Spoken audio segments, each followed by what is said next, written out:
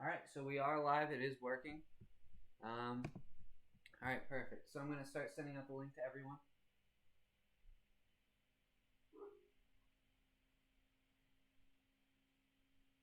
All right, cool.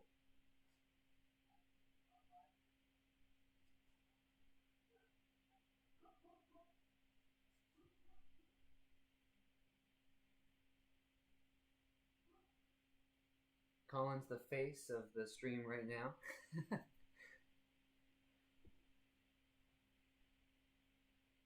Hello, Internet. I'm going to send the link to the group chat first. That way you can all post it individually. And then from there we can share it.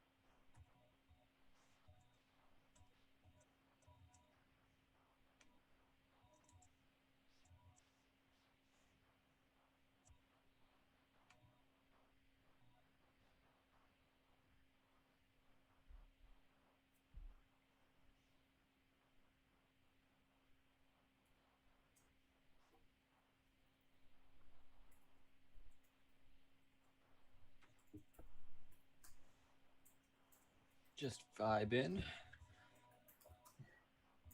Anyone else listening to music, or am I the only one? I think you're the only one. I think you're the only one. Yeah. Hopefully, like I said, I'm trying to get Tristan Robbins on, which would be pretty cool. We are going to be cutting it close, simply because he does skate in the afternoon. But hopefully, he'll be able to catch us right before we leave and end the stream. Hopefully, we'll see how it goes.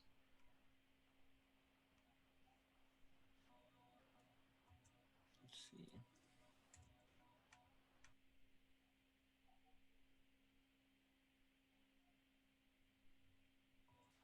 Am I still the face of the stream? Yeah. I don't know why it's focusing in on you. But yeah. I think you got the settings for that, don't you? No, well, Zoom automatically switches from whoever's talking. So if Sam starts talking, they'll switch over to him. But I'm surprised it isn't zooming in on me. I think there's a setting for that. There's got to be a setting for that. Well, it'll just. Well, I'll just have. Hey, if I'm just here the whole time, then hello everyone. You get to see my little mug the entire time. So.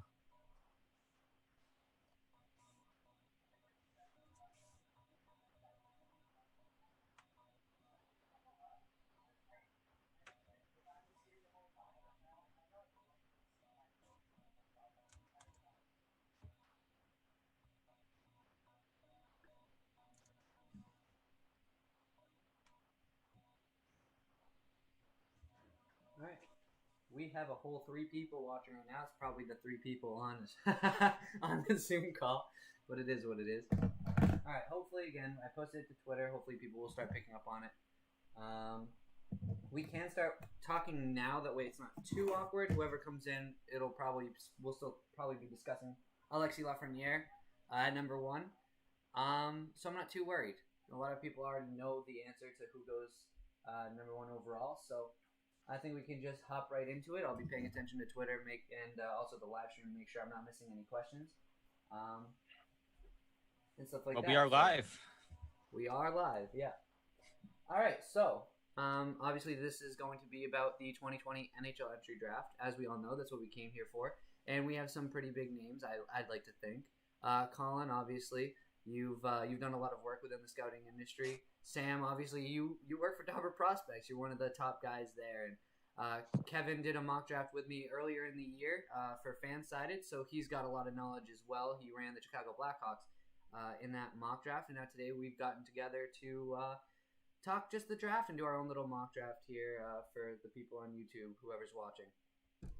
So I guess we'll start. New York Rangers won the first overall pick in the draft lottery after getting knocked out in the play-in round, which was a shock because no one really expected a playoff team to win the first overall pick. But who do you think they're going to take? And we'll start with Sam, since he wasn't here during the test run. Sam, who do you think they're going to take at number 1? I think they're going to go shock the world with Alexis Lafreniere. It's just obvious pick, right? There is no second to him. I think it's quite obvious. It's going to be the pick, so I think, yeah, Alexis Lafreniere for me. Pretty much off the board there. That's pretty obvious. Bold take. Yeah. Colin, who do you think the Rangers are going to take it first overall? Do you side with Sam, or are you going to take an unconventional route? I mean, at first overall, that's the pick that you just don't want to overthink ever. And I mean, it's burned some teams in the past, but Alexis Lafreniere is shaping up to be the star of this draft and has been that way for over 2 years at this point, and that hasn't changed at any point there. So Lafreniere, number 1 overall to the New York Rangers. I mean, as soon as it was awarded to a play-in team, it was always going to be who's going to battle, who's going to get that second phase lottery win for Alexis Lafreniere. And so, to me, that doesn't change in a mock draft. That doesn't change in a personal mock draft on my list. I think everybody, I've been tracking different draft lists throughout the year, and only one of them has deviated from that to picking Quinton Byfield. But I mean, besides that, it's been Alexis Lafreniere all year. Of course. And Kevin, do you side with Colin and Sam here, and do you take Lafreniere with the first overall pick if you're the Rangers? Yeah, I'm with Colin and Sam. I know there's been some talk with the Rangers and their center depth, but kind of like Colin said, you don't want to overthink this one. And Lafreniere has been the number 1 guy for a while, so I think you gotta jump in him. For sure. I mean, Alexis Lafreniere seems to be the very obvious pick. And in our test run a couple days ago, I put up and said that maybe Quinton Byfield could go number 1 overall, looking at the Rangers center depth, and I saw Sam make a little face there, but I think I'm overthinking this one. I think Alexis Lafreniere is the easy choice, and I'm kind of just accepting that fact because it's been a fact since the season started that Alexis Lafreniere was the top prospect, and I can't even argue against that. He's a dynamic forward, and it doesn't matter what team's going to get him.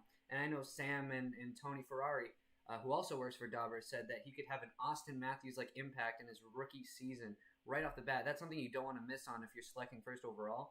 And as much as I like to think Quinton Byfield would arguably be a better fit for the Rangers simply because of his position, it's the first overall pick, and you take the best player available at that spot. You don't want to miss on Alexis Lafreniere. So obviously I'm going to have to agree with every single one of you guys. Alexis Lafreniere should absolutely be that number 1 pick in this draft.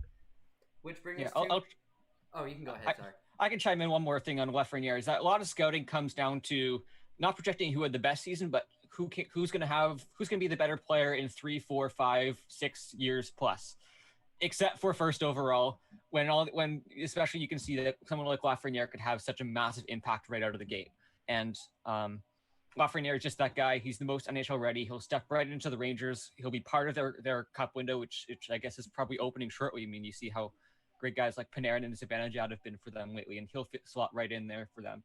So even though Quinton Byfield could be the better player in 3, 4, 5 years, I certainly see that as a possibility. He has such a high-end skill set and can dominate the game whenever he steps on the ice. But Lafreniere is going to have, overall in his career, I don't see how he doesn't have bigger impact. Even just tying into that, he'll start next season.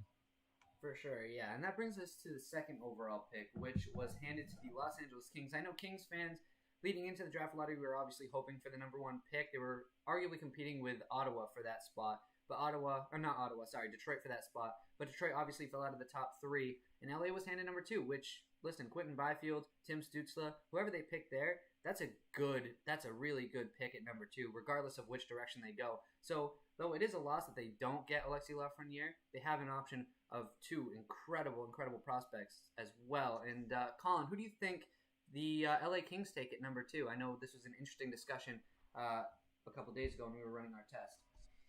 Well, it's always been between 2 guys. It's between Quentin Byfield and Tim Stützle. That's going to be the debate right up until we hear that name selected on draft day. And this is where I kind of differ between if we're doing a mock draft based on our personal preferences and based on what we think might happen. If we're going based on what we want to happen, or maybe not want to happen personally, but if I were the LA Kings, I would go with Quentin Byfield all day for all the same reason I mentioned just a bit earlier. I mean, he's such a dominant player. He dominated the OHL this year. He's a young guy too. He just turned 18 like this week. But just all around incredible player. And that's not to be a knock against Tim Stützle, who's a great player as well. But it seems like LA has some ties with their European scouting department being so strong. And I guess there's just been some rumors floating around about them being high on Stützle just overall in general. So I suspect that's what will end up happening is Tim Stützle will go second overall to the Los Angeles Kings, but Quentin Byfield is right there in the running. For sure. And Kevin, do you agree with Colin? Do you think Tim Stützle goes second overall, or do you lean more towards a Quentin Byfield, or possibly even a wild card, someone who wasn't mentioned earlier by Colin?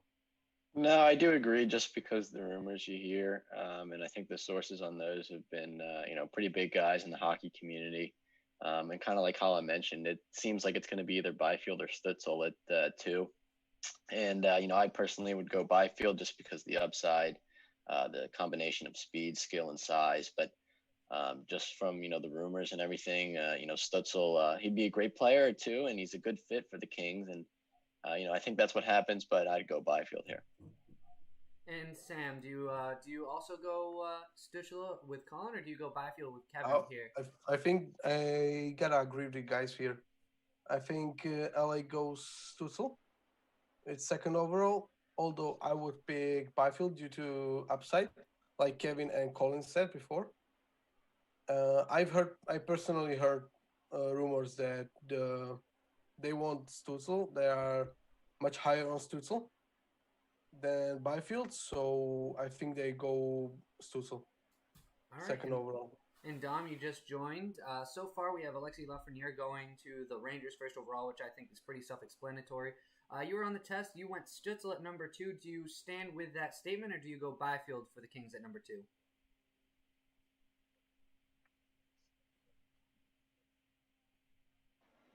Like I personally would pick Byfield. I find him an insane player. I think not that insane player. But however, with the Kings and with their situation at center, with the Rangers connecting, so I had a little bit of trouble hearing you there, but I heard you went Byfield, I believe. Everybody make sure you're wearing earphones so I can hear playback.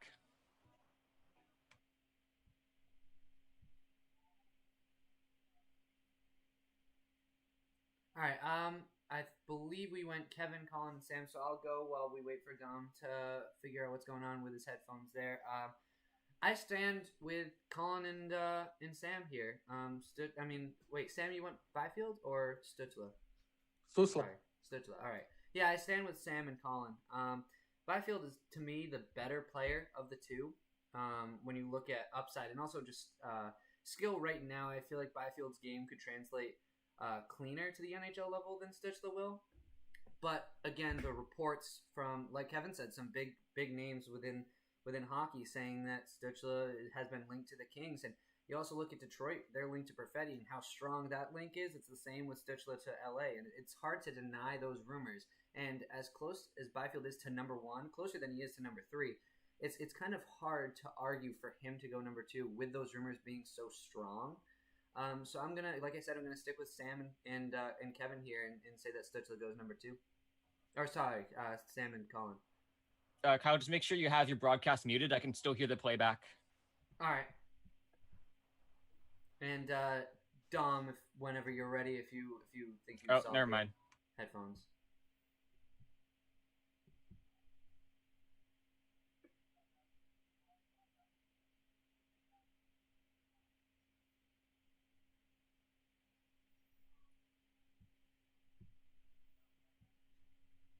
I don't know if you can hear me, Dom. You're all right. Yeah. Can y'all hear me now? It's still a little quiet. Can you hold like the mic a little bit closer, maybe?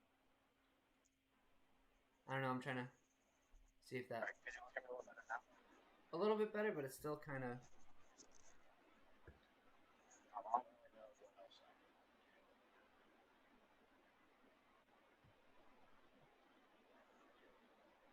Still nothing on my end. Can you guys hear him or? Not really. I mean, when we did the test run yesterday, we didn't seem to have a problem. So I'm not sure, if you changed anything maybe from, now until then. Other than that, I'm not really sure what the problem could be. I also think that it's on manual as well for the stream. I think you have to select who's speaking.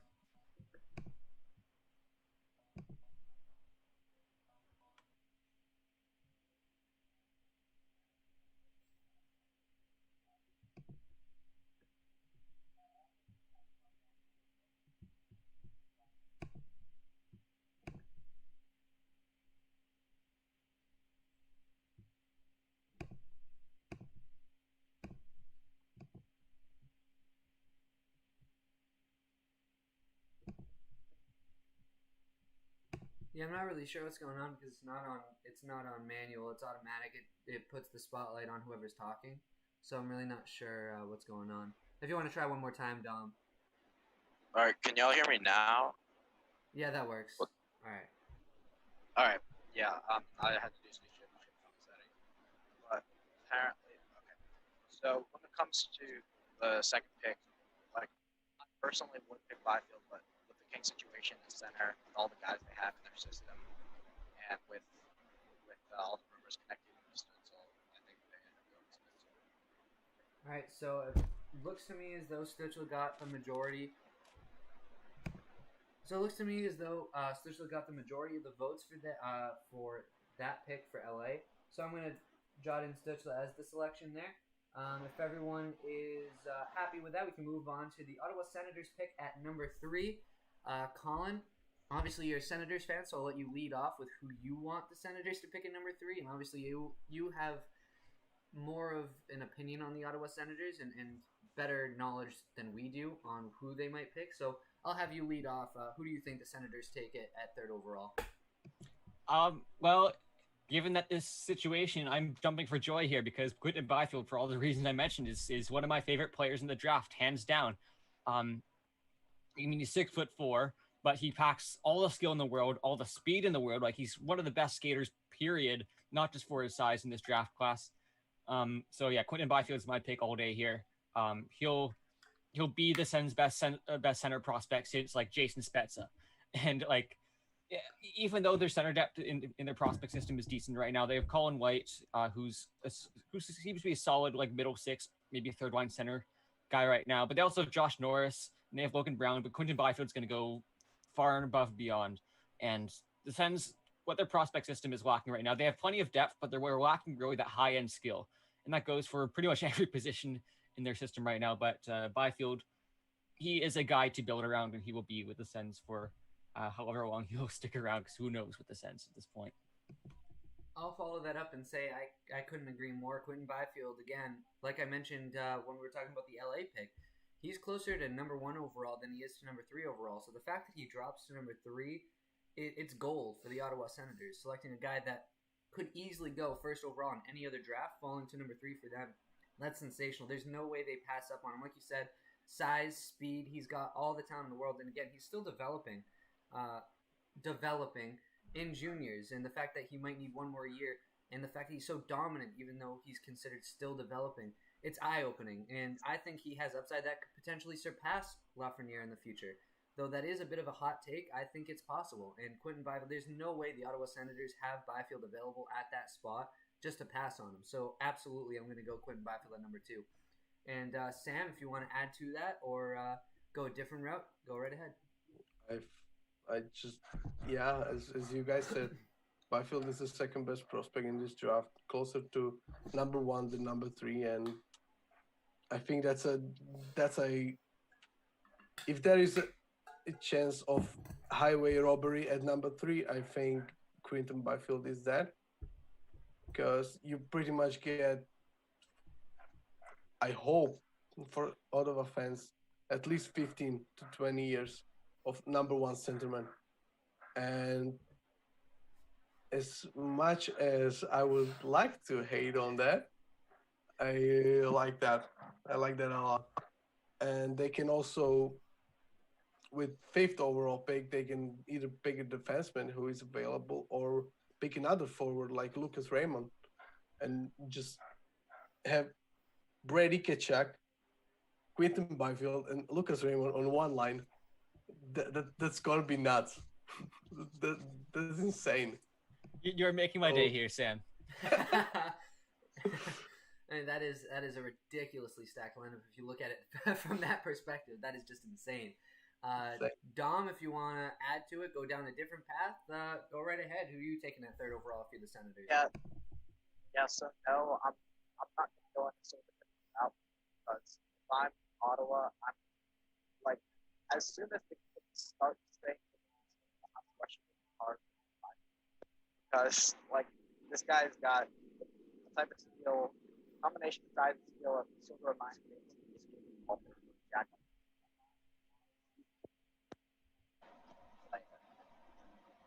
That number 1 center in Ottawa, if that's what his future holds, the Senators are set down the middle. That's it.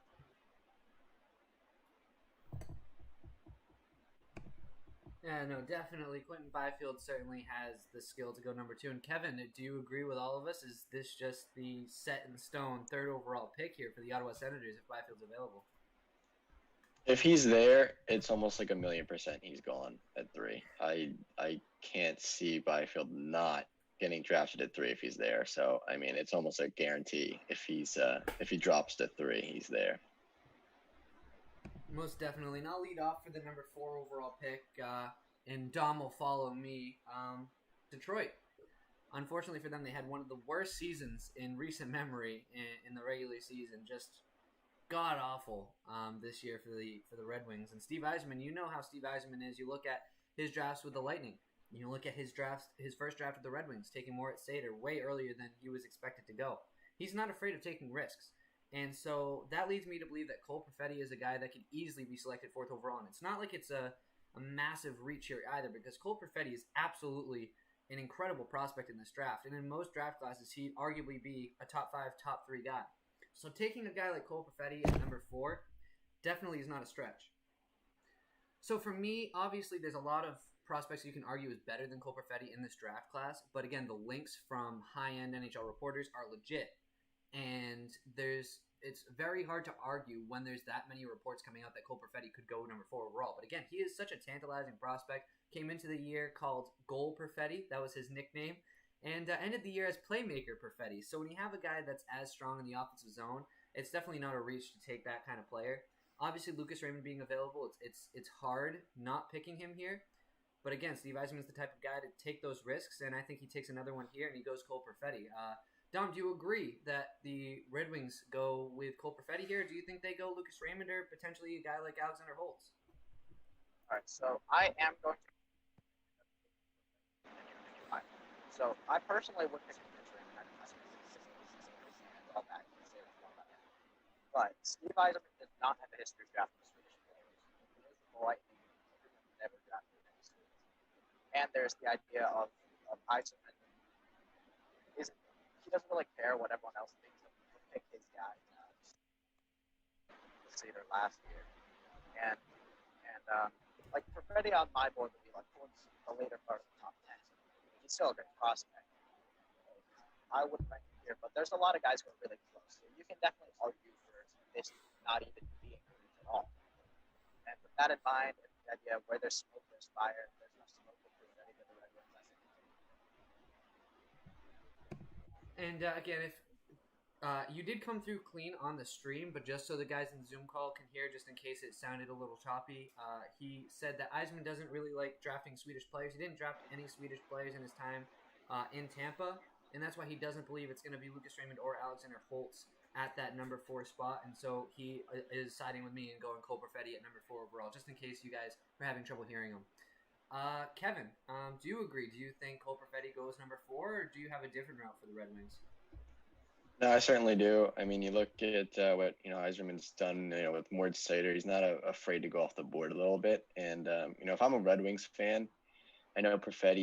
You got guys like Lucas Raymond there, and maybe a defenseman, Drysdale, Holtz. But I trust Stevie Yzerman. Moritz Seider's kind of surprised people. They didn't expect him to go as high as he did when they drafted him, but from what it seems, he's really developing into a good prospect. So. And, like we mentioned, I mean, with all the rumors going around, it just seems like Perfetti's kind of, going to be a lock at 4. And I know there's some issues on skating, but again, I've heard some rumors that he's been, working on that a lot during the summer, and it's kind of no longer an issue, or not as big of an issue as it was, headed into what would have been the draft in June. So I think Perfetti's going to go here, and I agree with Dom and Kyle. All right, and since we have the majority of people going with Cole Perfetti here, he's a lock to go number 4 in our mock draft. Colin or Sam, whoever wants to lead off here, what are your concerns or things that you like about Cole Perfetti's game heading into the draft? Is there any reason you think that Detroit should maybe not go with him, or do you think that he should be a really good pick for them at number 4? Well, I may not personally agree with Cole Perfetti. I think I agree with Dom and a couple others here in saying that my personal pick would definitely be Lucas Raymond. But I don't think it would be much of a reach even in this scenario. At this point, there's a tier of maybe 6, 7, 8, even 9 or 10 players if you want, depending how far back you want to go. Guys like Sanderson or Askarov, if you want to include that in that tier. But they're all guys that have a very unique skill set, and are kind of tough to compare each other for various reasons. So if a GM just wants to go for this type of skill set, then sure, go for that. Make your pick. If that's what they value, that's what they value.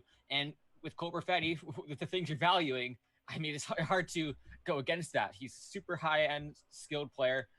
He may be. There's talk about his skating, but he played with such high pace and thinks the game so quickly that it really makes up for it. I mean, obviously it paid off in spades in the OHL, but I don't see how that doesn't hold him back. I don't see how that holds him back from playing in the NHL either. So.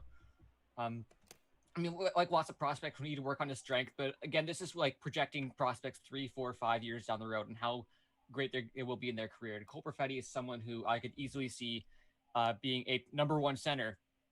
I think that's easily assuming being an elite number 1 centerman. So going for that at 4th overall shouldn't seem like a stretch. But I mean, in a draft this deep this year at the top, then I mean, there's probably gonna be a bit more controversy. I actually haven't heard as many of the rumors as you guys have. Maybe I haven't been following that as closely, so I'm gonna have to take your word on this and say Perfetti will be the pick here. I think Marco Rossi might actually get a decent amount of consideration here too. But if I'm just gonna go for my pick here, it'll be Cole Perfetti. Just going with you guys here. And Sam, do you have any concerns if Detroit goes number 4 for Cole Perfetti? I hope they don't expect him to be a center, because I don't see him be like a top 6 centerman, clear all the time. Something like, I don't know, William Nylander type of center. Like, he can come in, take face off every once in a while, maybe 3-4 games in a row. But he's not a full-time. I don't see him being a full-time center on the NHL level. I can see him being a left wing full-time, and a really high-end one, because he has a lot of skills, playmaking one and goal scoring, of course. And his two-way game is also not bad, not that great either. So yeah, I think if they go for him that high, I hope they see him as number 1 left wing, because there's other guys who would be able to play center if they want a center there. I've also heard Jake Sanderson's name there with Detroit. which is interesting because him and Moritz Sider on one pairing would be lethal. That would be one of the best young two-way pairings in the game, I think. So it would be interesting. But mostly I hear is Perfetti, and it makes a lot of sense. Former Red Wing, I think Chris Osgood or somebody like that owns Saginaw or where the hell he's playing, and also he's gonna play with fellow Red Wings prospect Albin Greve next year. So it's just pieces of puzzle, you know. Yeah, so I think they go Perfetti at number 4. All right, so Cole Perfetti now off the board. So if you're just tuning in now in the live stream, Lafreniere went first to the Rangers. No surprise there. A bit of a surprise is Tim Stutzla goes to LA. He was a better fit to a lot of the people I'm talking to right now. Byfield fell to 3 to Ottawa, and Colin, an Ottawa fan, in the chat was very excited about that. And then Perfetti, just like I said, recently picked up by Detroit again. Rumors led to that decision.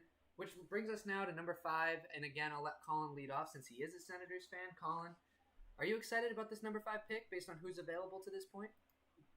Well, if you saw me excited for Quinton Byfield, just wait till you see how excited I am for this pick because I'm going with Lucas Raymond. Another one of my favorites in this draft class.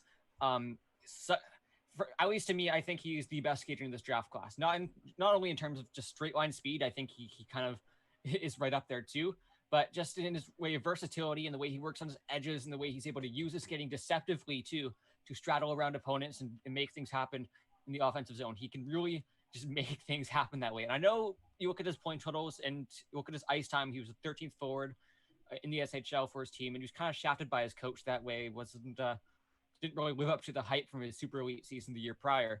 But he still has all the skill in the world, and that none of that really went away from me this year. So Lucas Raymond at 5 is still, I'm jumping for joy. I mean, we saw Stutzla reached on so that the Sens could get Byfield, and Perfetti reached on a bit so the Sens could get Raymond. So everything's falling into place for my heart right now for the prospects that we're taking. So, I mean, if you guys agree with Raymond, that's my pitch to you. Please help me pick Raymond on the Ottawa Senators. So, I don't know.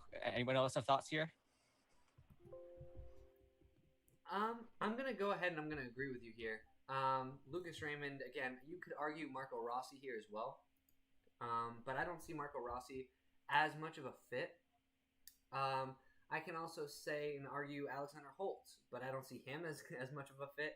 And you look at Lucas Raymond's game, I think he just fits what the Senators would be looking for at this spot. I don't really know a whole lot about the Senators, but Lucas Raymond definitely jumps out to me as a fit there. I've also done a lot of research looking into potential fits for draft teams based on height, weight, and then statistics in their draft year. And Lucas Raymond, again, he just jumps out to me as an Ottawa Senators fit. And so I guess to follow that up, I'm taking Lucas Raymond at number 5, and I'm helping you out, Colin, get your dream draft. And Thank you. We'll go Kevin. Who do you think the Senators take here at number 5 with who's left? Yeah, I mean, so going in the draft, right, the Senators had a pretty decent chance of getting that first overall pick. They didn't get it, and, obviously a little disappointing. But if it plays out how it's playing out here, I think it's a major, major win for the Senators. First, if you can get Byfield at 3, that's huge. And then you get Raymond at 5. I mean, those are 2 really, really solid players. And, yeah, I'm all aboard the Raymond train. I love that guy. I think he's, could be a top 3, top 4 talent. And maybe even in other drafts, he's, top 3, maybe even 2, depending on how deep the draft is. But, I like this for the Senators. And Raymond, like you said, Kyle, he's going to be a good fit there. So, I'm not going to deviate from what we're thinking here at Raymond at 5. Am I converting all of you to Senators fans now? Going to join the dark side? I don't know. The Lightning have a pretty good roster for quite some time, so I'm not sold just yet. But Lucas Raymond, think. I know it's a fair argument. So again, we have a majority on Lucas Raymond, so that is going to be our pick. Sam, who do you think? Obviously it's going to be Lucas Raymond here, but do you think that's the right pick at this spot? Do you think that they could have someone a little bit better? I couldn't agree more. I think that's the right pick. Based on just talent and skill set, what he has to offer is just insane. He looks to me like Mitch Marner, but if he grew up in a Swedish development, like he's a really good player. I like him a lot, and I expect him, and I kind of expect him. And Colin, don't get hyped up right now. I expect him to have Elias Pettersson like draft plus 1 year in SHL with more playing time and yeah, maybe point per game player. I something below that would be more realistic, but yeah, You're killing me here, Sam. yeah. Colin's I really excitement like is through this. the roof.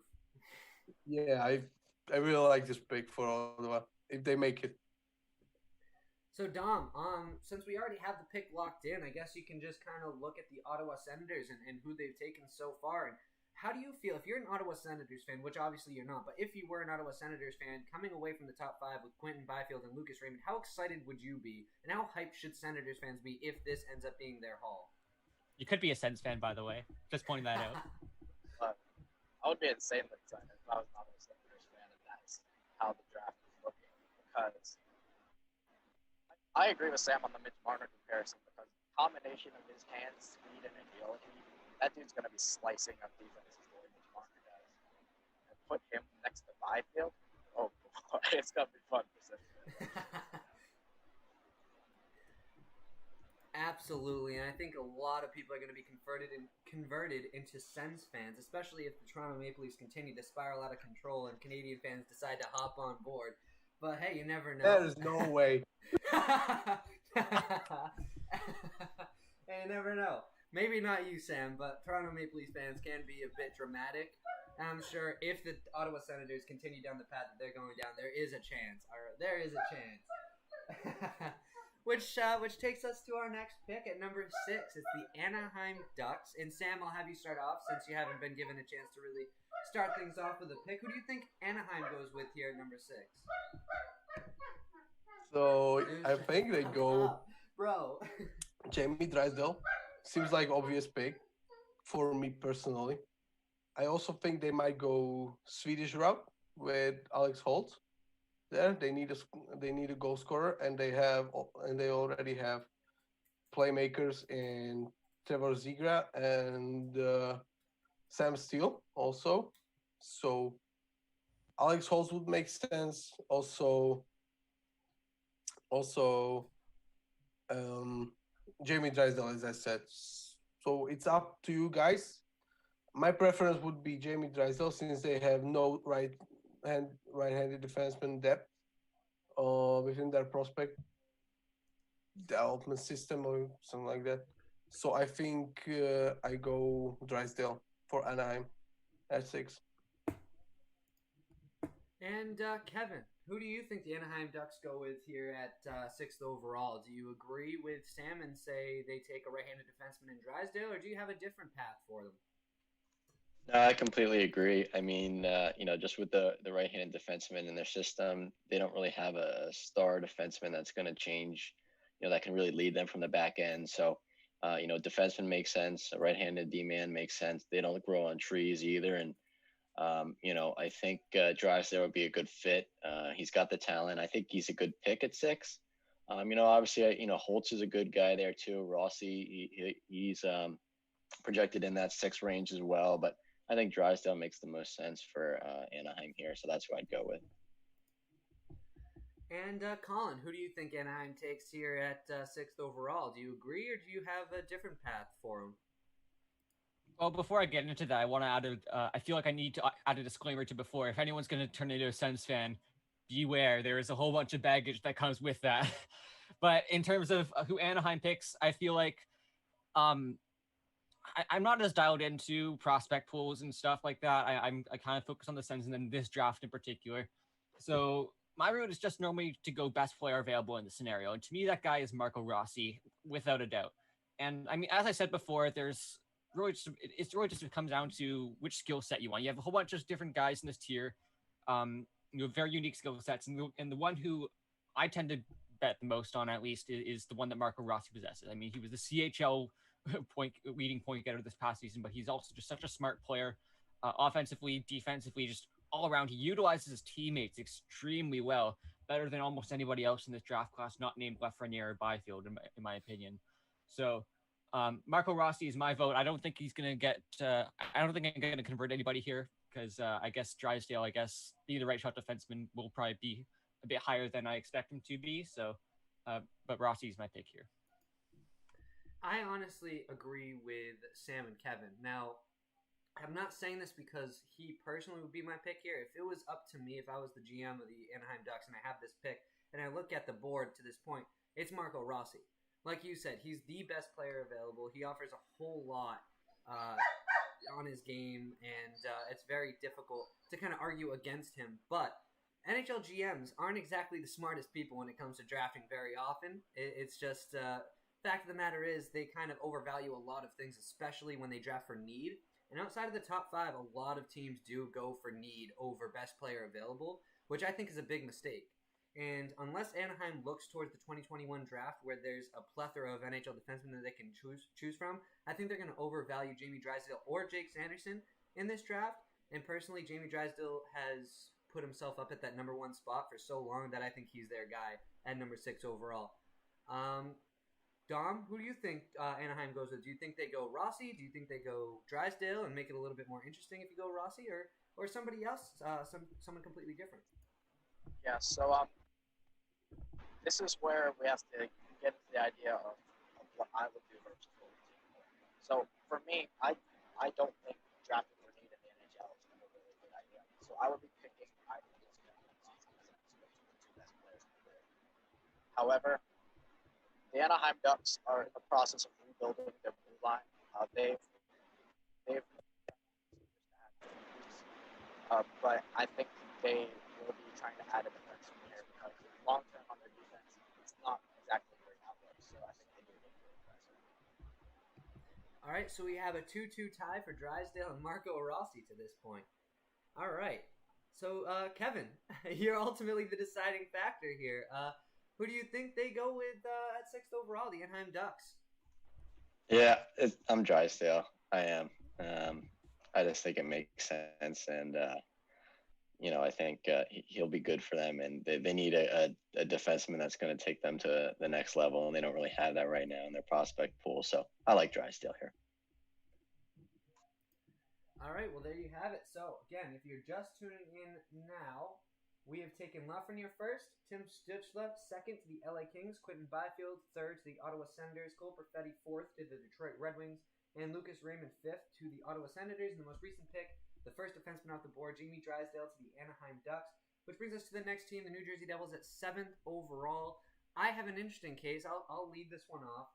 New Jersey's going to go ahead and they're going to take Marco Rossi.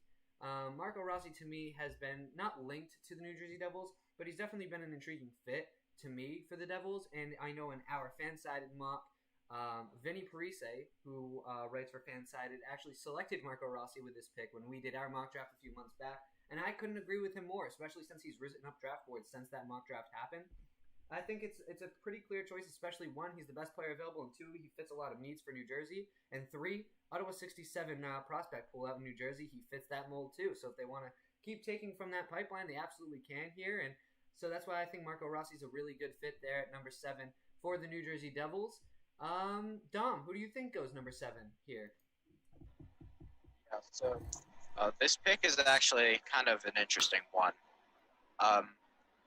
So in the Devils system, there's arguments you can make for a lot of different players here in terms of what they might need. And I do like Marco Rossi quite a bit. But honestly, I'm just going to have some fun with this. So I'm going to say Lundell. And I think if you're looking at long term, you've got Hughes and Hischier, right? But is Hughes a center long term? I don't know. So if Jack Hughes is a winger long term and Hischier's your number 1 center, imagine Hischier and Lundell down the middle with Hughes on one of their wings.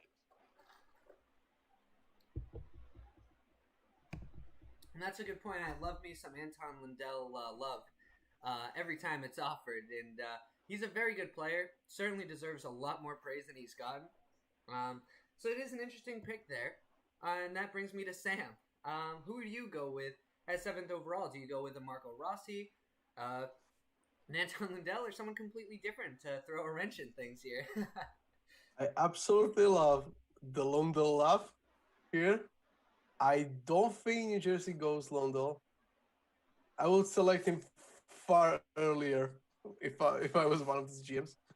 I think New Jersey goes Jake Sanderson. That makes sense for them. They have Ty Smith on defense on the left side, but besides that, not much else. So Jake Sanderson for them, maybe for them it's.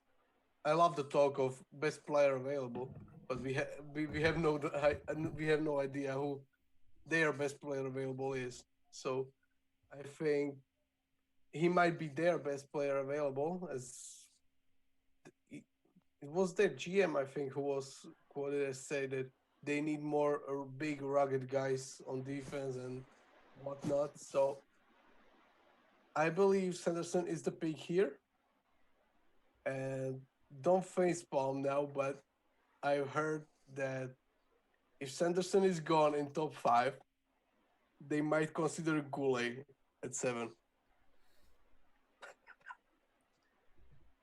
All right, so I was gonna say, funny enough, I had Sanderson as my pick until I remembered Rossi was available, and he's one of like my top fits.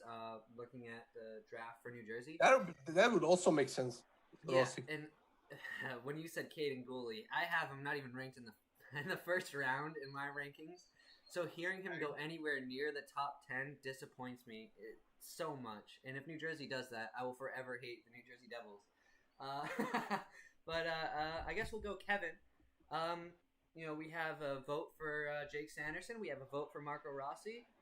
And we have a vote for Anton Lundell. Who do you go for here with 7th overall?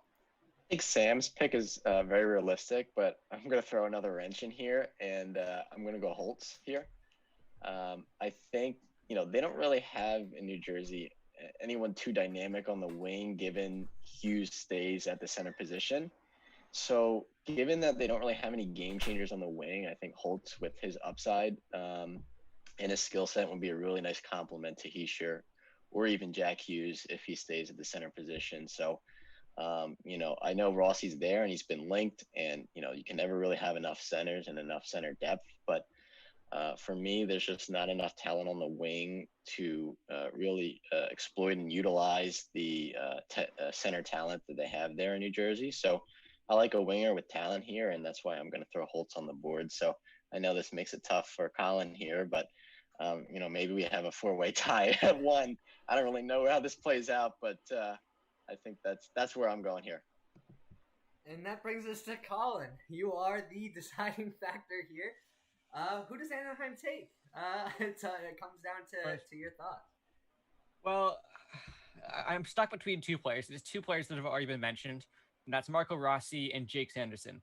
And this is the game where it's trying to get into the GM's head, trying to think of what they're thinking, and you look at draft history, and you're totally right, Kyle. I mean, that's 2 Ottawa 67s picks last year for the Devils, Nikita Okasia. I'm not even going to try to pronounce that again. And then Graham Clark as well. And then Mitchell Holscher even last year. So they're really familiar with the 67s, and they know that's a good system that they like. So Rossi's a good case there. And of course, as I mentioned before, he's my favorite player available at that spot. But Jake Sanderson as well. You look at the USDP and their connections there, and they drafted 3 players from the USDP last year: Jack Hughes, Case McCarthy, and Patrick Moynihan. So then I have to look at what will Tom Fitzgerald think. Will they go for the small centerman in Marco Rossi, or will they go for the more old school friendly defenseman in Sanderson? And I kind of have to lean towards Sanderson here. I don't think that's the right pick, but I also should mention that Sanderson is still like a pretty amazing player. And I know that there are people who kind of will rag on this pick from being in the top 10 and putting up low point totals and whatever. But at the same time, he's still like a total. He's still a beast when it comes to zone entries and zone exits, and he's still very quick on his feet. And his offensive game really started to develop this past season too. He really improved as the season went along. And so while I still don't think that this is the right pick at the spot, he's still going to be a very solid addition to the New Jersey Devils prospect system. If this ends up happening, obviously. And again, you can't go wrong. It's not like Jake Sanderson's a bad player. It's just the fact that there's so many incredible forwards that it kind of dampers down on the defenseman in this draft.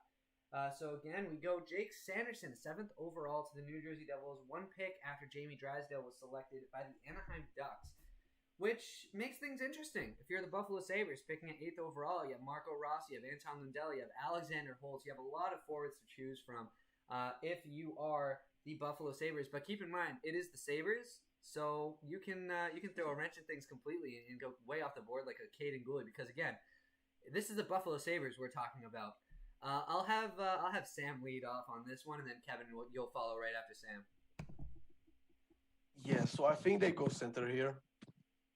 I would personally go Marco Rossi because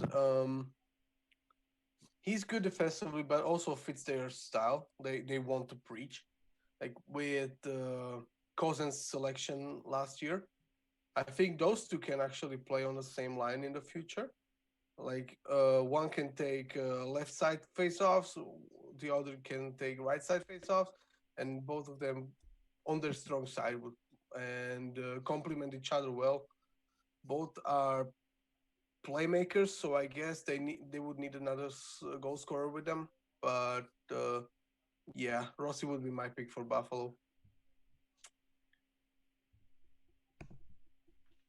And Kevin, it's all you. Do you agree? And they go Marco Rossi here. Yeah, I do agree. I don't think Cousins is a center at the NHL level. I think he's going to be a really, really, really good wing.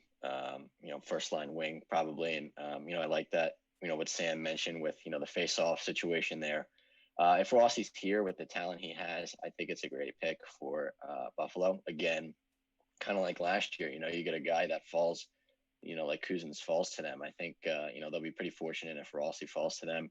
I can also see, making a case for Lundell here, given, with Buffalo, their draft history and all the turmoil that organization has been through. With Lundell, you're getting an NHL center. And he's going to be an NHL center for a long time. You know what you get out of him. He's good defensively. And that's something Buffalo has struggled with for a long time. Their defense stinks. Their center depth right now is lacking for the most part. And, if you get a guy like Lundell, who's going to give you, a great 200-foot two-way game, that's something Buffalo could really use. But I think Rossi's here, and I think, they take him just because, best player available in this case scenario. I'll follow that up, and I'll say Marco Rossi as well. So that seems to be the consensus pick here at this point for Buffalo. Just to me, I draw a lot of links to Buffalo with Rossi. I also link him to New Jersey, but if he's not picked by New Jersey, I think Buffalo is the next best spot for him to land. And as much as I hate Buffalo, I think they're not going to make a mistake here. It's pretty cut clean and dry here for them, and there's no way they miss out on Marco Rossi, or else they're really, really poorly managed, and they need to make a lot of changes there soon. So yeah, like you said, Rossi is the best player available still, and it's kind of hard to argue against them picking Rossi at this point if he falls to them at number 8. So Dom, who do you think Buffalo goes with? I mean, we did select Marco Rossi here, but do you think that Anton Lundell could make a case? All right. Hear me out here, okay? Hear me out. Now, we're about 2 years removed from the Buffalo Sabres trading away Ryan O'Reilly. And the Buffalo Sabres have not had any success since that trade because they don't have a two-way center they could use as a matchup guy to help shelter Jack Eichel a little bit. Now, who would be the perfect two-way center to put right behind Jack Eichel in this draft? His name is Anton Lundell, all right? Robbins. Tristan. I'm serious, though. If you're looking for a Ryan O'Reilly replacement, which if I'm the Sabres, that's what I'm doing here because you have a real hole in that roster left after that O'Reilly trade. You pick Lundell. And I guess, Colin, to round it up, do you make a case with Dom and try to swing us to pick Lundell at 8, or do you stick with the seemingly consensus Rossi pick here at 8th overall? Yeah, I like Lundell at that spot, but I'm going with Marco Rossi. I'm not going to be too mean to the Sabres here. Rossi's already been falling down on my list here, so I'll make it quick. Marco Rossi's my pick. And now we have another play-in round team, playoff team, whatever you want to call it, in the Nashville Predators. This is an interesting case, and I don't know enough about the Predators, so I'll let the smarter guys take this You're one. missing 2 teams here, guy. Hey, Kyle, I'm missing 2 teams now. We're missing what? 2 teams, Minnesota and Winnipeg at 9 and 10. I thought Nashville was at 9. Am I stupid? Nashville is 11, I think. Yeah. Looking at Tankerton now. So. Oh, I must have screwed up typing it. Hold on. Yeah, I only had 29 teams for some reason. All right, no. So who had it again? Sorry, I completely butchered the spreadsheet here. I didn't catch that. Who's next? Sorry. Minnesota. All right, Minnesota. I do know Minnesota's team pretty well, and I'll lead off this time. Now that it's Minnesota, not Nashville, I know enough here. So Minnesota is a decent team as it is right now. They don't really need anyone who can step in soon. They have time to really let whoever it is develop. And you have to look at their aging core as well.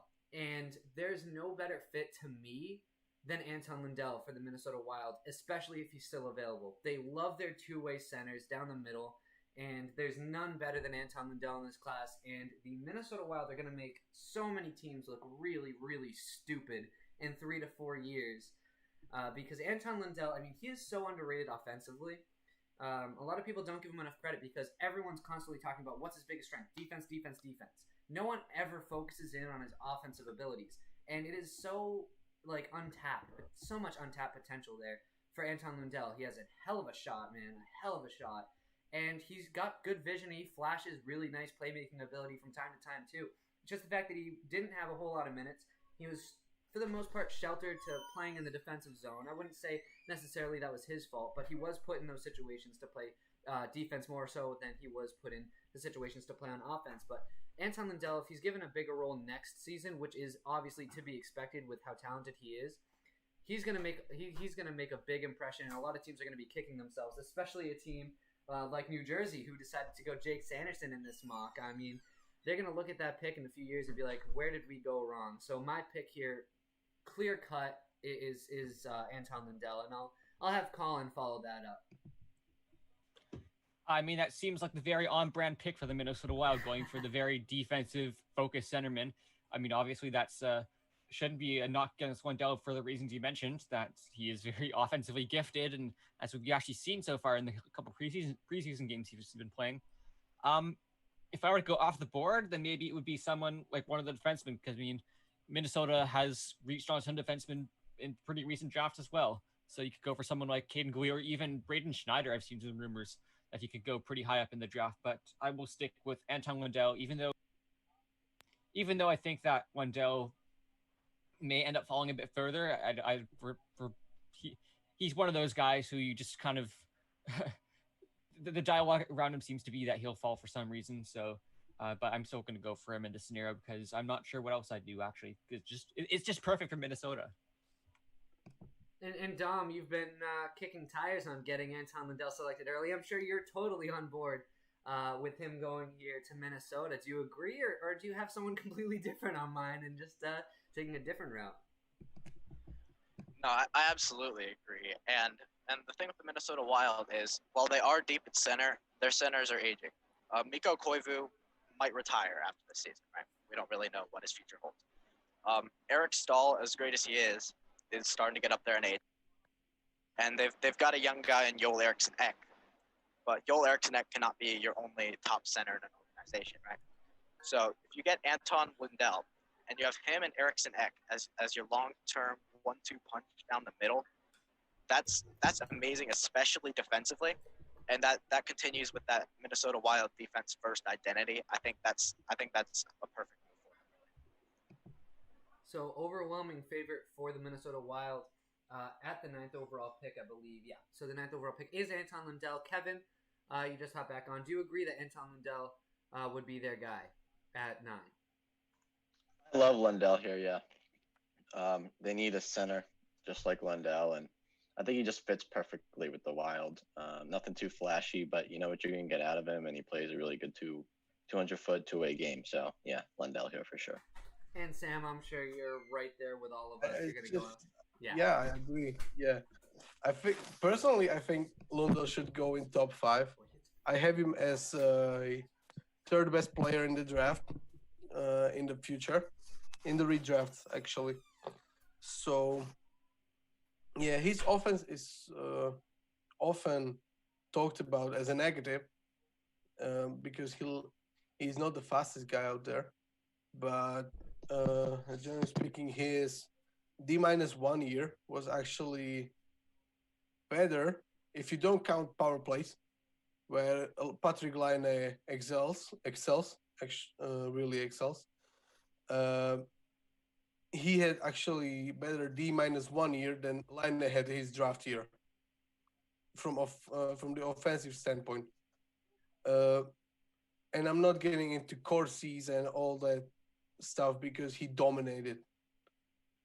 Like, he had Corsi of 60 plus in his draft year. So obviously that would be a great pick for Minnesota. And also, given factor, if Mikko Koivu retires, he might go back to Finland and help Lundell develop right there. Mikko Koivu knows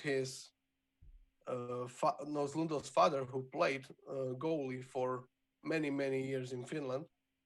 So I think they will let him be around, help Lundell develop into what I believe is his potential to be a first-line centerman, two-way centerman, like Ryan O'Reilly of the world.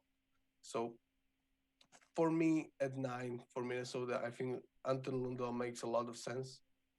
And yeah, that would be my pick too. And what you said, I mean, it's out in the public eye to see the stats from his draft -1 year, and the fact that people continue to say that he's going to drop or that, he's overrated offensively when he outperformed Patrick Laine, as you said.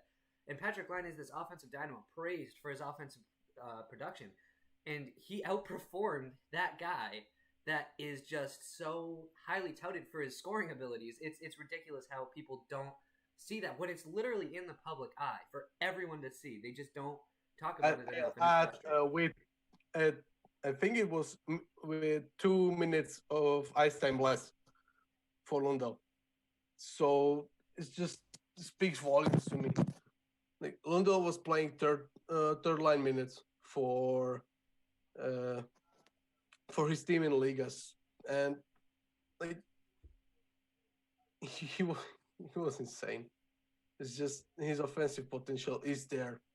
He's not as dynamic as Lucas Raymond might be, but just he's gonna be a first line player. He just has all the tools you need, and the tools you want in your number 1 center in the National Hockey. Somebody like, as much as I hate him after the series, Pierre-Luc Dubois.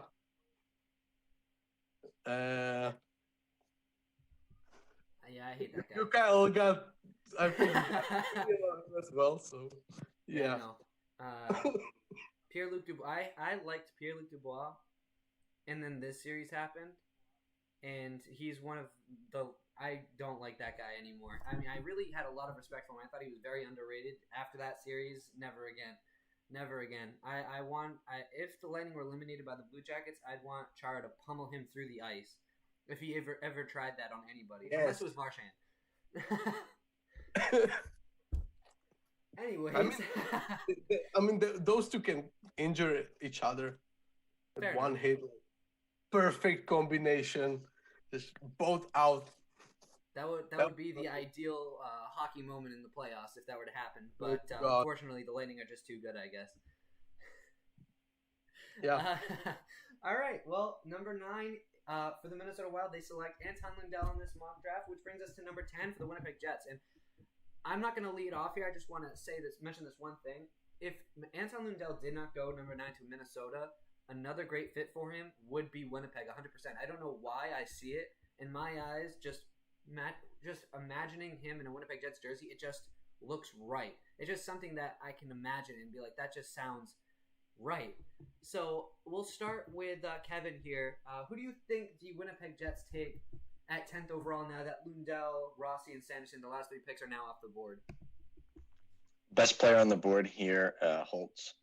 I don't see anybody going, ahead of him here. And the fact that he fell this far is absolutely phenomenal for Winnipeg. I mean, back, before we had all this craziness with the draft and everything, the Blackhawks were, going to be in this, 9-10 range. And with the Sanderson rumors and, some people, potentially going places in the top 10 that they weren't projected to be, I'm like, Holtz could seriously fall here to the Hawks. And if he I would have drafted him and I'd love him in a Hawks uniform. They could really use a winger of his talent. But I mean, same with Winnipeg here. I mean, you get a guy like that who falls to you. I don't see, who else they would take over him. So it's got to be Holtz here.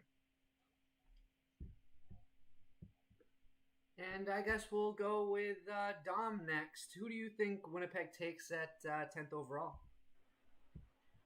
I'm going to go with a pick that's actually a little bit off the board. I know everyone loves Holtz here. I'm not as high on him as most people are.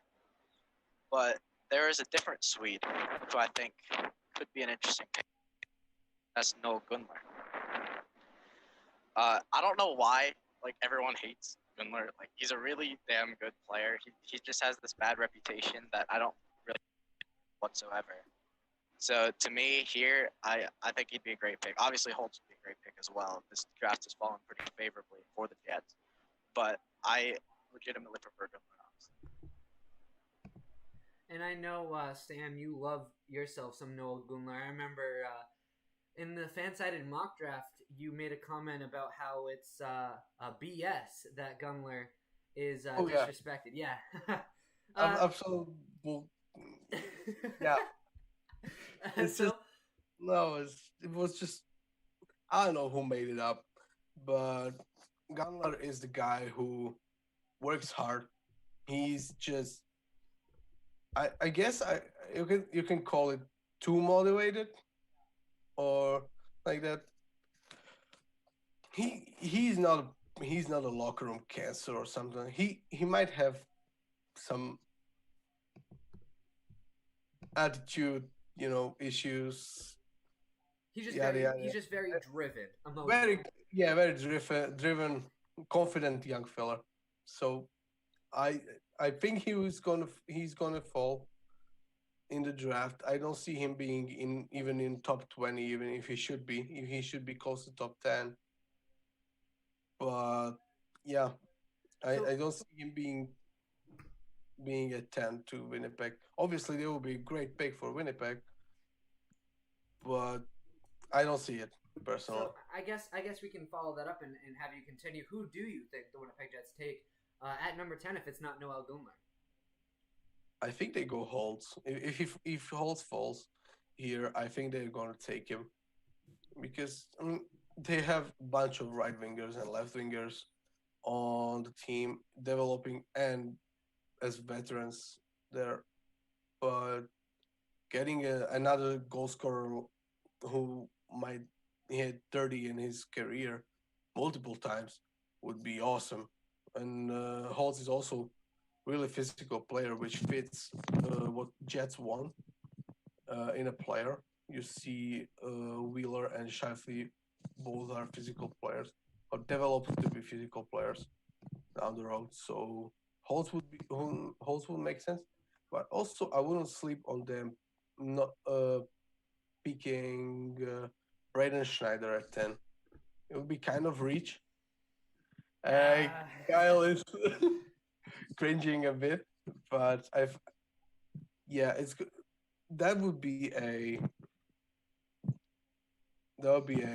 reach of like 10 spots possibly. Arguably, yeah. Yeah, something like that. Not a bad pick. I like Schneider a lot. He brings a lot of defensive elements into his game. I like his physicality a lot.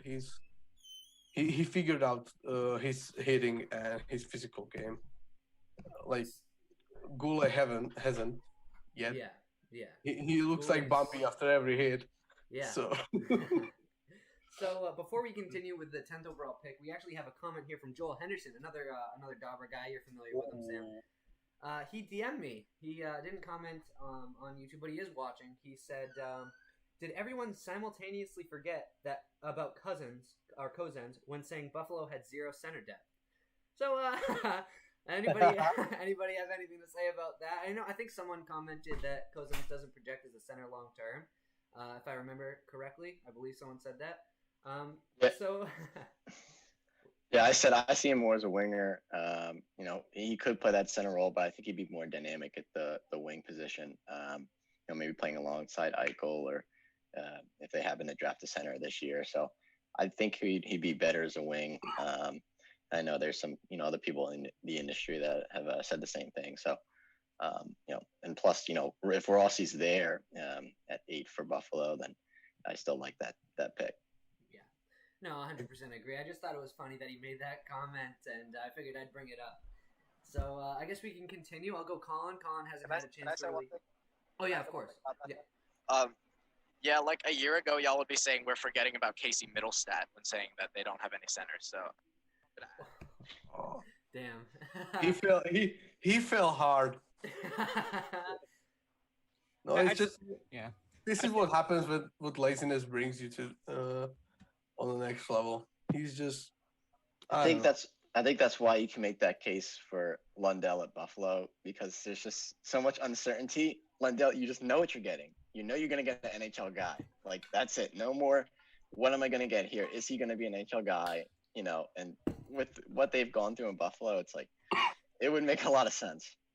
Well, for sure getting a second line center. For sure. Absolutely. He's a safe pick. Exactly. He's probably the highest floor in the top 10. Easily. Maybe besides Lafreniere. So again, we'll go with Colin here for the 10th overall pick. We have two votes for Holtz, I believe, and a vote for Noel Goomler. Colin, who do you go with if you are the Winnipeg Jets with the 10th overall pick here? Well, I've got my expected range sheet up here. If you haven't been following that, it's a consolidation of a bunch of sources from the public sphere. And the top guy available is Alexander Holtz, and I agree that he might be the best player. I have him on my personal list as well as the best player available here. But, I mean, the Jets, he's basically doing what Patrick Laine is already doing. You can't have two guys on that power play one right at the top of the circle unless you want to have two guys right there. That'd be interesting strategy. It'd be a lot of fun, but I don't see how the Jets really do that. And I mean, that's also not to diminish Holtz's game. He's a very dynamic goal scorer and can really work the offensive zone very well and create chances for himself. But I just don't see how the Jets go for that when they already have someone doing the role that Holtz is supposed to be doing at an elite level already on their team. Next guy on the list is Yaroslav Askarov.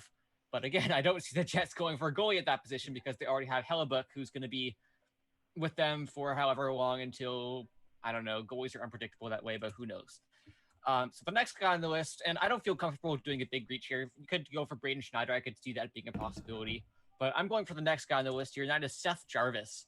And I know the Jets haven't drafted too much out of the WHL here, but I definitely see him as a realistic option as a top 10 prospect here. The way he exploded in the second half of the past year, and that's not to diminish his first half, because I honestly tend to believe that his second half is more of a better indictment of what his ability is as a prospect and the way he's able to maneuver the offensive zone and see the ice and play at a high pace and utilize his teammates. He's a really great playmaker and shows that he can actually be quite the dual threat as well, which is, I mean, there's a lot of the traits that we're talking about. No, lots of these top prospects is that they can be a dual threat in the offensive zone. And Seth Jarvis, while he will take a couple years to be able to get to that NHL level, he still has some things to work on. He'll be my pick here for the Winnipeg Jets at 10. And that's an interesting one. So I'll take over here, and then Dom. Kevin will have a word here, I believe. I feel like we're missing someone. Who is it? You, Kevin? If we're still at Winnipeg, I said Holt. So. All right. So it's just me then. So I just want you guys to picture this. All right, Mark Scheifele, Kyle Connor, Patrick Laine, Alexander Holtz, and Nikolai Ehlers. That top six right there, especially if you separate Laine and Holtz, you have two of the most dynamic goal scorers in the league in 3 to 4 years. As long as Patrick Laine stays motivated, I know Fortnite can kind of take him off his game from times, and he is really inconsistent. But to be fair to Patrick Laine, he's still a ridiculously good shot, and he'll still be able to put up a lot of goals season in and season out, regardless of his consistency. And if you throw Alexander Holtz on that team, whether you put Laine on the first or second line and Holtz on the first, second line, you separate those two, your top six will have two basically first-line goal scorers, and that'll make you so lethal, and especially their center depth. Again, Kyle Connor, Mark Scheifele, and then you also have the wingers, Nikolai Ehlers. You have so much talent loaded into that top six, and then you have Blake Wheeler, a veteran. If he's able to stay on the team and stay playing at a high level while Holtz develops and makes it into that top six, that's another dynamic player that you have on that team. Add to the fact, I mean, they're just so stacked, and they have so many young players too, that it's just adding Holtz onto that prospect pool and him panning out, even though he isn't great in the defensive zone, that's just a lethal offensive team. And I don't see how the Winnipeg Jets don't at least aim for that. And I know there's a lot of intriguing options on the table again. Seth Jarvis, you brought him up, Colin. He's an intriguing pick there. Noel Gunler definitely deserves to be ranked within that top 15, even top 10. You could argue if it weren't for the character issues that Sam already called out. It's tough. But I don't see how Alexander Holtz is not their guy if Anton Lundell is no longer available. So I think I'm going to just lock it in and say Alex Holtz is going to go to the Winnipeg Jets here at 10th overall. I think that seems to be the best option for them with what's available. I don't see how they don't go. I don't see how they go with someone else there personally. And that'll bring us to the 11th overall pick, which is the Nashville Predators. So again, like I said earlier when I mucked up the order, don't know a whole lot about the Predators and what their needs will necessarily be. And Dom, I'll let you start off if you know. If not, you can pass it on to somebody else. But I'll have you start with the 11th overall pick and who you think will go there. Yeah, I can start with this one. The Preds are in an interesting situation because this offseason they have multiple big free agents and a lot of in terms of what direction they want to take their team long term. And so they may be going more of a competing route. They may be going in a more rebuilding route, and that's really up to them to decide. If I am them, I'm trying to compete. But that's kind of in terms of who they'll actually pick, like this is the point in the draft where like the obvious names are off the board. Like I know some people might say Askarov here, but I don't see that when they have Saros, who's really young, and they also have Connor Ingram in the system. I don't think they would pick a goalie here. So I'll go with Gunler again because they do like Swedes. I definitely considered other guys like Jarvis and Mercer, but I'll go Gunler here.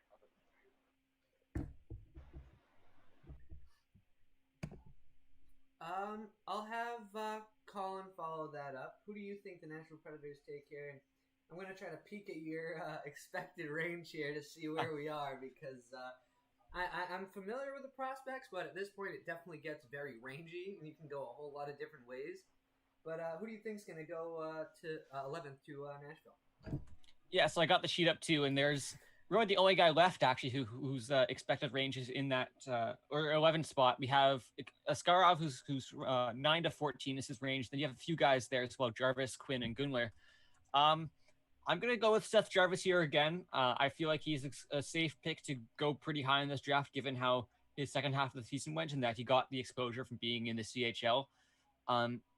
Although I'm also open to changing my pick here if anyone else can make a more compelling case. But for now, I'll go with Seth Jarvis with the option to change later if you guys can make a convincing argument. I'm going to agree with you this time. Seth Jarvis is actually my 11th ranked prospect on my board. So this is right where I'd expect him to fall. Now, Seth Jarvis is a bit of a riskier pick to a degree. I feel like he isn't as safe as, say, Dawson Mercer. But Seth Jarvis does offer a lot of dynamic abilities as well. And if his game translates well to the NHL level, he could be a really good pick down the road. He is a ways out, but his advanced stats, and I'm sure you can back this up too, his advanced stats reflect his game really, really well, as opposed to some of the other prospects still available. So I think Seth Jarvis arguably is the best player available at this point for Nashville. So that's my pick here for 12th overall. And Sam, who do you think the Predators go for here at 11th? I actually think they go Jack Quinn here because, yeah, as much as I don't like it, I believe they go goal scorer. They will believe he would be a 30-plus goal scorer, which he won't be. He would be like mid-six guy. I see him as mid-six guy. My problem with Jarvis is why and what caused his rapid increase in points this season. And I don't think I got a comfortable answer yet. But I like him as a prospect. He's really, really good. I like him a lot. But I think Nashville will look at its team and see a lack of scoring. Maybe they go Gunler, which would be a smart pick. Maybe they go Quinn, which would be not a smart pick, but it will make sense. Consider Poyle is like 150 years old. Who else? Who else might be in consideration? I think maybe they go center with Hendrix Lapierre, but because they have connections to whatever team he plays for. So, but I can agree with you guys with Jarvis here. My pick would be, I would think Nashville goes for Quinn, looking at the board here. Maybe Amirov, but I can get behind Jarvis as well. His offensive well-roundedness could be a key selling point to Nashville. And I see your concern with Jarvis. His shooting percentage was definitely inflated, and I understand the concerns offensively. And I kind of touched on that. He is a bit of a riskier pick, but he does offer a lot more. And I think his game will translate a little bit better to the NHL level than Jack Quinn's, at least offensively. Quinn is definitely better in the defensive zone than Jarvis, at least in my personal opinion. But Jarvis is a better skater. And you look at the offensive skill set, obviously Jack Quinn and him both had inflated shooting percentages, but he has so much more offensive IQ than Jack Quinn. Jack Quinn doesn't really move his feet and get to open areas and exploit defensive zone coverages, which makes me very concerned about whether or not his goal scoring can translate. So his draft plus 1 year is definitely going to be a focus for whatever team drafts him. That's why I went Jarvis here, just because I think though Jack Quinn is slightly safer for his defensive capabilities, I think his floor is a little bit higher. I just think Jarvis offers a little bit more, and I think he has slightly better upside or safer upside than Jack Quinn if his game can translate and he can take that next step. So we'll go with Kevin next. Who do you think goes 11th, right? To Nashville? Is it 11th or 12th?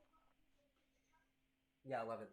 I mean, I like Jarvis. I think he would have fallen a little bit farther though, and I could see him falling a little bit more, in that 15-ish range.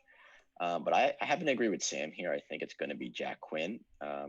He's projected in that 10, 11, 12 area, and just with the season he had, I think the Predators bite on him. And like Sam, I'm not too sold on Jack Quinn. I think he's a little overhyped because of that strong Ottawa 67s team and also his age. So I'm not too huge on him.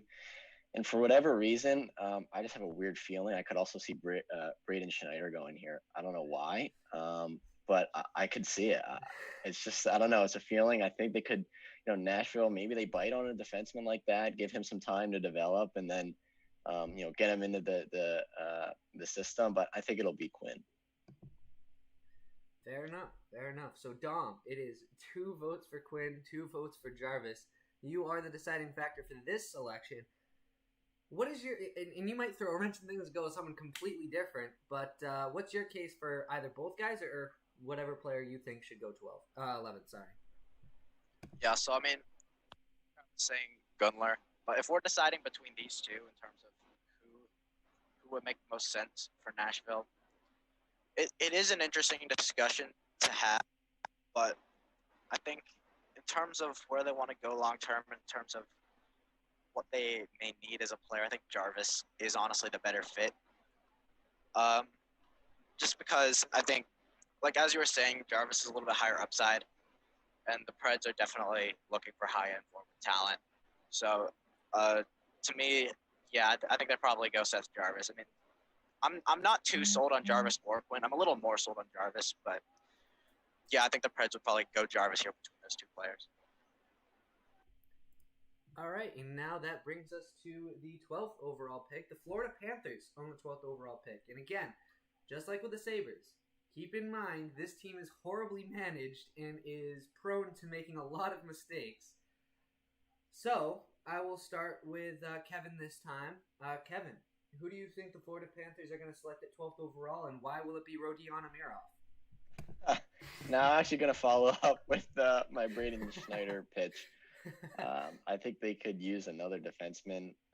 I think they could use a good young defenseman. They don't really, nobody really stands out. And that Ekblad he's kind of getting older, and he's still, I don't know, he never really blossomed into something that was worthy of the number one. I like Ekblad, but I don't know if he's that good. And I see Florida going defenseman here. They got some guys like Tippett in the system, and Grigor Denisenkov and all that. So, I see a defenseman going here, and I think Schneider would make sense.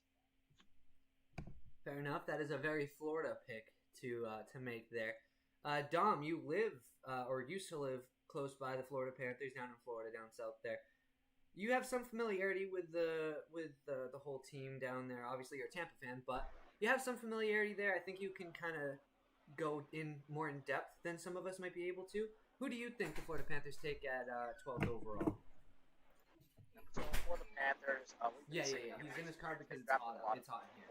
He was sitting here listening to me last stream though, but yeah. And their blue line, I'm not going to be as doom and gloom about it as Kevin was. Aaron Ekblad is a quality defenseman. He's really good. I think he's underrated.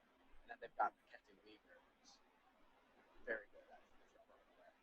But I still do think they go defenseman because their defense depth is questionable and it's aging and all. So I am actually going to agree with the British Schneider pick. I also disagree with drafting for me. Like I would pick but I think the Panthers will pick Schneider. All right, let's go to Colin here. A lot of defensemen going to Florida for the first two opinions made. And do you agree? Do you think they go for defenseman here? Or do you think they go forward? Again, keep in mind, this is the Florida Panthers. So, I mean, I think it's worth mentioning that the Panthers, I actually kind of like the defensive core quite a bit. Aaron Ekblad and Mackenzie Weegar were actually like one of the best defensive duos in the NHL this past year. And to add on top of that, you have guys like Keith Yandel and Anton Stralman who are still getting up there in age, but are still working around. So it's not like it's not like I think that if you look at the roster now, it's not necessarily the thing that you want to be drafting for right now. You want to think about what they're going to be like 3, 4, 5 years down the road. So really at this range, you're really just taking your pick. And I think I'm going for Jack Quinn here. They aren't afraid to take from the OHL. They took Owen Tippett out of there. They took 3 guys out of the OHL last year. So I think I'm with a lot of you here where I'm not as convinced about his goal scoring ability. Although it is worth mentioning that even though he was on the strong 67s team, he was actually playing on their second line. He wasn't with Rossi at all and was playing with a couple overage players. So he was really the driver of his line and was getting expected goals and expected primary assists even. He was actually a decent two-way or a dual threat player for them. So as much as I'm not as convinced of his goal scoring ability, I still think he is a worthy top 15 or at least top 20 pick. And at 12th overall, although he wouldn't be my personal pick, I could definitely see the Panthers going from there. So he'll be my vote here. And I wanna say something before Sam goes on. I want Sam's opinion on this one because I know Sam, I believe, will have a very opinionated take on what I have to say. I think they do go defenseman. I don't believe it'll be Braden Schneider. And because, one, I want to see Jack Quinn fall for the main reason that I think he's so overrated that I just want to see him fall for that reason. And two, I hate the Florida Panthers and know they will make a lot of mistakes, so I'm confident saying that I think they're going to take Caden Gooley and be the team that really bites it. Yes, I have that feeling as well. It's just same. I had the same feeling last year with Spencer Knight going to them at 13, which was like you picked Knight and then Right, yeah. signed Bobrovsky for like I was bajillion years. I was a fan of the Spencer Knight pick. I'm going to be honest with you. I was proud of the Florida Panthers. As much as I don't like them, I thought that was the best pick they could have made in that situation. And then they really, really mucked it up signing Bobrovsky. I understand if it was like a bridge deal, like a 2 or 3 year deal. But it was just, it's sad.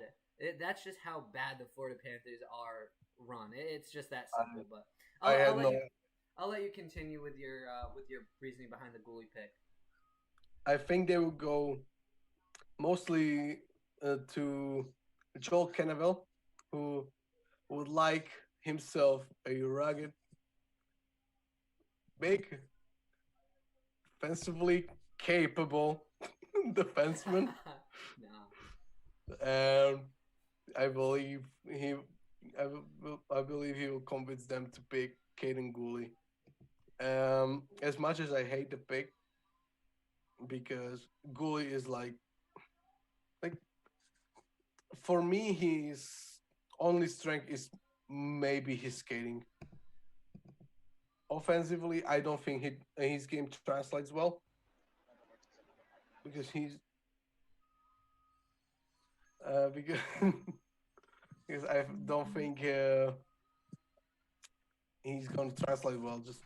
And defensively, that's gonna be even worse. He's just playing out of position so much, and just every time I see him in his defensive zone, I just think of like, what the hell is this guy doing? What the hell is he thinking? Like, he goes for a hit when he has clean ability to like strip the opponent of the puck, and he goes for a hit, gets himself out of position, allows scoring chance against, and like, what the hell are you doing, man? Just he's. I don't think he's one of the smartest guys out there defensively. Does this make me the tiebreaker? It does. I was just going to get to that, yeah. So if you wanted to go Jack Quinn for Florida here, and I don't blame you, that would be the smart choice. But this is the Florida Panthers. So, because it's 2-2, Schneider, Gooley, take your pick, and who do you think between those two that Florida will go? So I think I might actually be disagreeing with the consensus here because I actually like Caden Gooley just a smidge better than Braden Schneider here. I just look at if you look at Mitch Brown's tracking data, I highly suggest checking that out on Patreon. But Gooley actually performed better than Braden Schneider in a lot of key defensive categories, including breakups, defensive zone retrievals, and he was just a workhorse for them over all this past season. And even in the offensive zone, he was actually performing significantly better. Got significantly better results than Braden Schneider. Expected goals, he was taking a lot more shots. Schneider was actually like taking pretty much no shots at all this past season. So even though I'm not convinced of either of these guys as first round picks. I have them both in my late second round, but obviously both these guys are rumored to be first round picks. Even looking at the expected range, it's very close. Caden Gooley is expected range is 17 to 43, whereas Braden Schneider is 18 to 40. So it's really tight in that scenario, but I'm going to break the tie and say that Caden Gooley will be the 12th overall pick to your Florida Panthers. Florida making stupid decisions again. That brings us to Carolina, a team that is actually good at drafting. I'll start things off. I'll say Jack Quinn to Carolina. I just think you put him on the wing, especially of a guy like, they have so many good players. Aho, Teravainen. You plug him into that team, and if he's able to crack the top six, which again, I don't think his offensive game will translate well, especially since doesn't appear to have the best hockey sense in the offensive zone. In that, again, like I said, very much concerns me. But Jack Quinn, just looking at how Carolina's built, they're not going to look for a defenseman, so they're not going to go for a guy like Braden Schneider. And I wouldn't say they lack in the goal scoring department, but I definitely think they'd like to add more to that. And with what's left in this draft, you could argue that Jack Quinn is the best goal scorer available. Even though I don't see his game translating as smoothly, I think he is arguably one of the best shooters left. So yeah, I think Carolina's going to go with Jack Quinn, and if he's able to prove himself in his draft plus one season, I think they will have made a smart decision. It's just a question of will he be able to take another step in the right direction, and not just production-wise, but in his overall offensive awareness, I guess is the best way to put it. If he's able to improve in that area of his game, I think he can make an interesting case to Carolina. But it's a risky pick, definitely. But I think it's the safe bet, I suppose, for Carolina at this point in the draft. And why not? I think they go with Jack Quinn. And we'll start with Kevin. Kevin, who do you think Carolina goes with here at 13th overall? I completely agree with everything you said, Kyle. I think they want to add some more firepower to the top 6 they have. So I think Jack Quinn really makes a lot of sense, especially if he's there. So,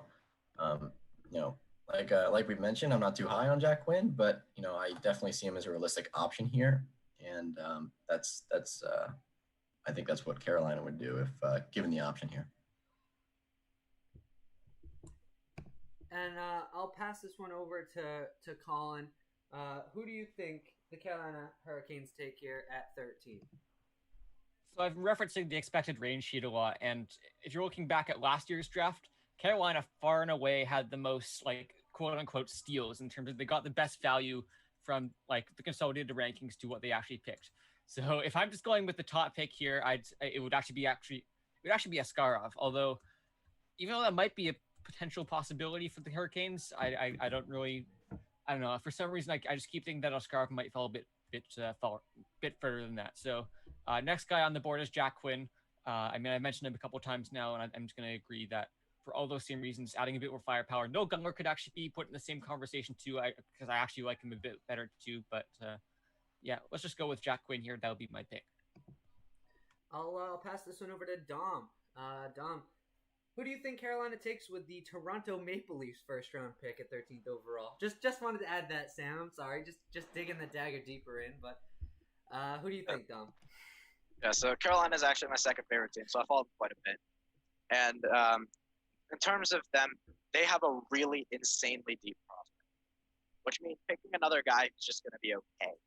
It's not going to cut it because that guy's lost in trouble. What Carolina needs right now is a guy who has a shot to be a really high-end talent. And I know some people think they may like Askarov, but they picked a really good goalie in the draft last year. I don't think they're picking a goalie here. Yeah. And to me, there's 2 forwards in this draft at this spot that I think have the potential to become really, really damn good players that Carolina should be looking at. And those 2 players, that's Dawson Mercer and Noel Gunler. And I think they're going with Gunler here.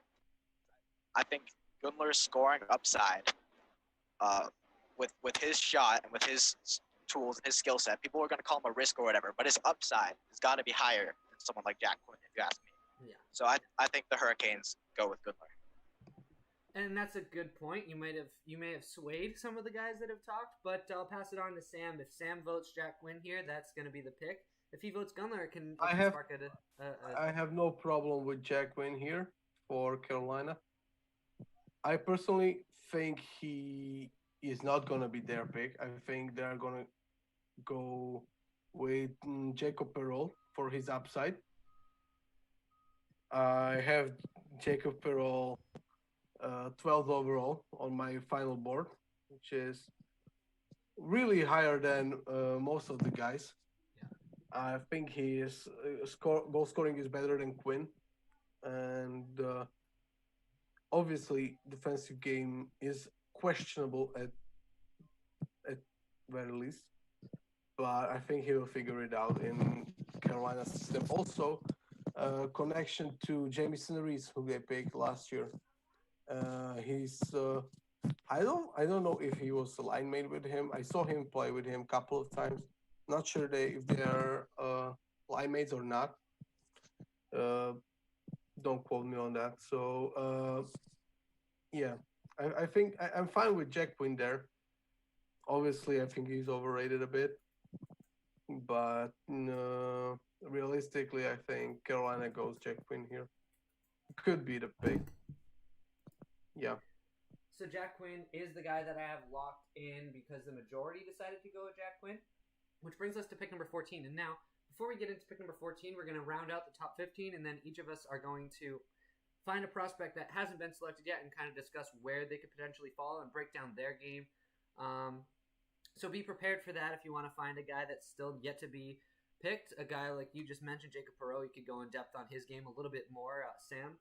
But let's start with number 14 overall. I'll give it over to Colin to start. Who do you think Edmonton takes at 14? I mean, at this point, it's really just take your pick. The Oilers can be unpredictable that way, and there's a lot of guys left who could be available in this range who Oilers just may be a fan of. And I have been following the rumors, so I don't know.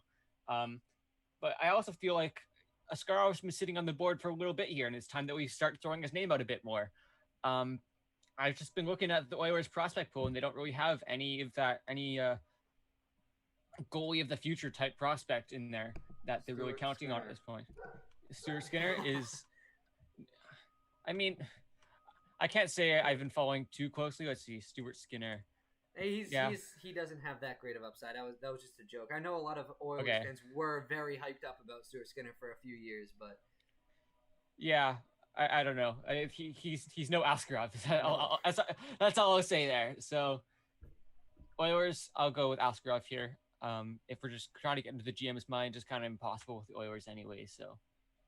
And Kevin, you were the Chicago Blackhawks in our fan-sided mock, and you were kicking tires, hoping Yaroslav Askarov would fall to Chicago. In this situation, Chicago's still a couple picks away. Are you hoping he falls even further? Are you going with another player here for Edmonton, or do you agree? I do think he has a chance to fall a little bit further. And I don't think Askarov goes here. I know there's no goaltending depth with Edmonton, but the way I look at it, it's Edmonton has been this kind of bubble, maybe playoffs, maybe not, wasting McDavid's years. They don't want to spend time waiting for Askarov to develop.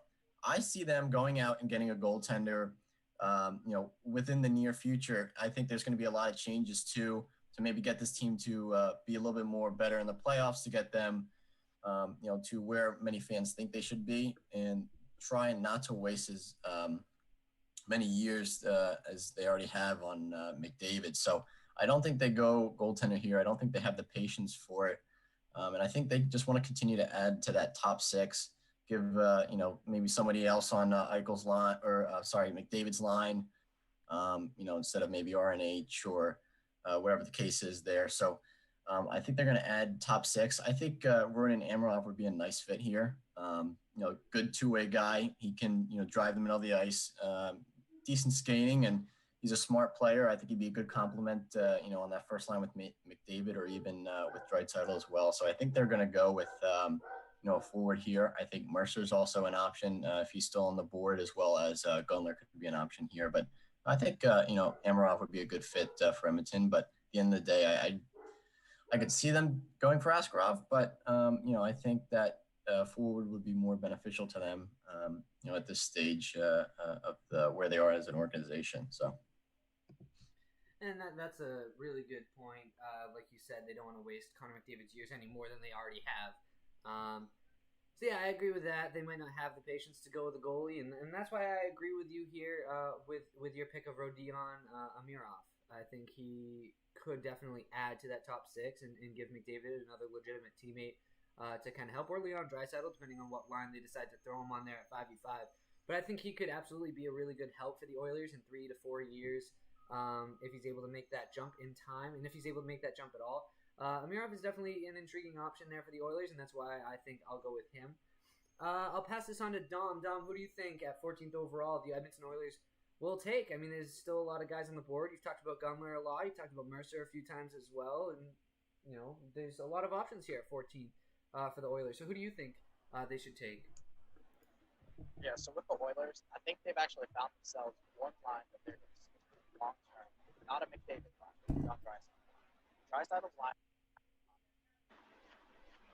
was incredibly good when they were together this season, both regular season and playoffs. And so once you've got that set, it's a matter of who plays with McDavid. And if you're playing with Connor McDavid, you want a guy who can finish. You want a guy who can finish the play McDavid makes for. And I know I keep saying his name, but I think the obvious. Imagine Gunler on a line with Connor McDavid. That's obvious. That's all I'm gonna say. So if anyone had trouble hearing Dom there, he went Gunler to the Oilers at 14th. And again, he's kicking tires to get him off the board, and can't blame him. Gunler is definitely a very talented forward. Which leaves Sam. Who do you think the Edmonton Oilers go with here at 14th overall with the options that they have currently on the board? I want them to go Dylan Holloway because I personally have him in top 10 in my rankings at 9 before Perfetti actually.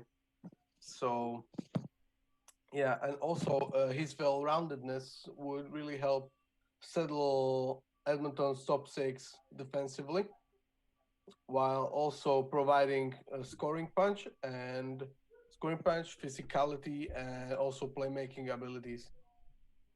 I don't think Holloway would be a perfect pick at 14 because you would want someone like Gunler, as Dom said.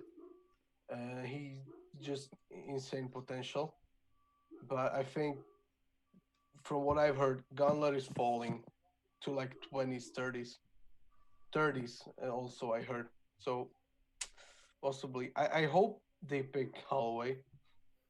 I can also see them picking Hendrix Lapierre because they will want another center to play potentially a third line role, which would be very Leaf pre-Shanahan like, where they picked Freddie Gauthier in the first round 3 o'clock, I'd say I'm gonna be with, to be I their don't want third line center. being Just felt like your not- heart's held up. So Him, I know it's. I didn't think it would be I as can long see as this, Dylan but Holloway. yeah, Yeah, he would be for me.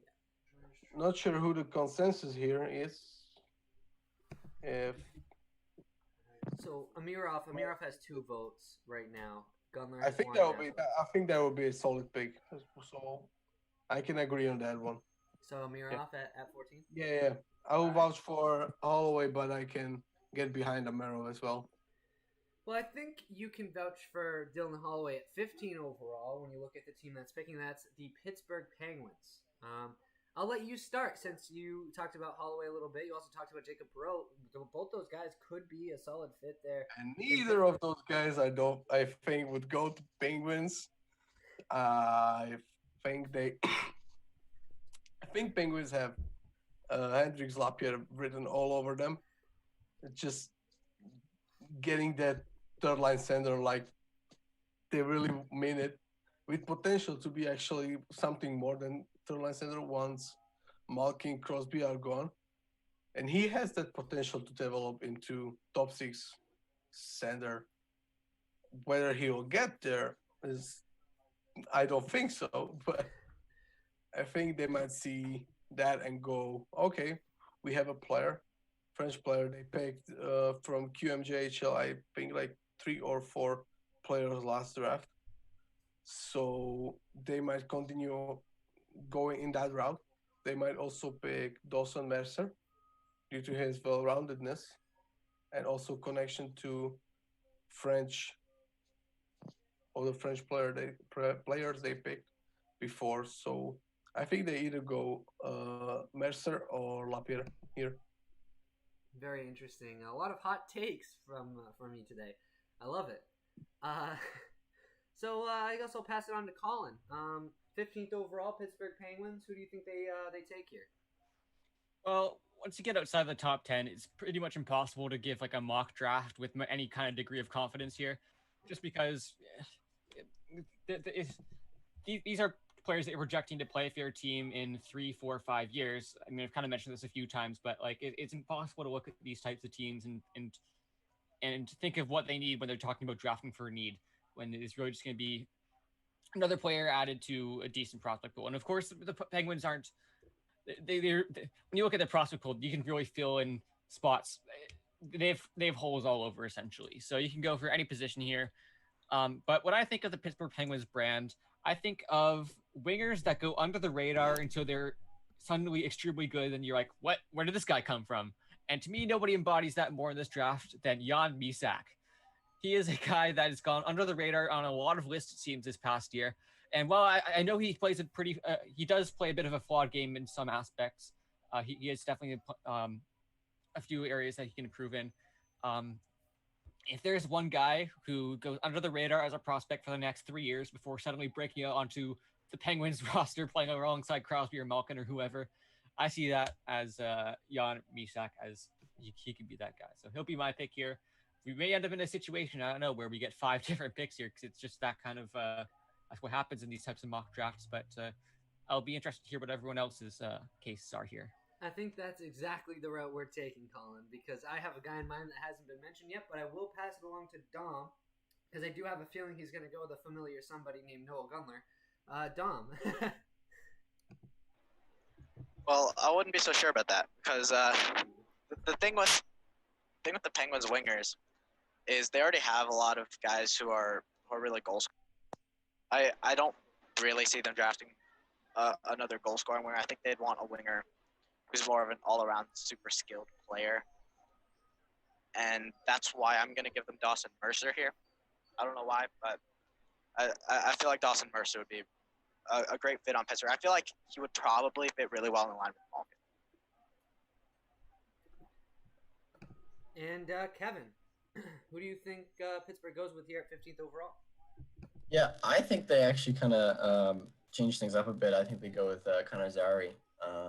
Kind of like Sam mentioned, looking for, another center, third line center maybe, who can eventually develop into maybe a nice second line center.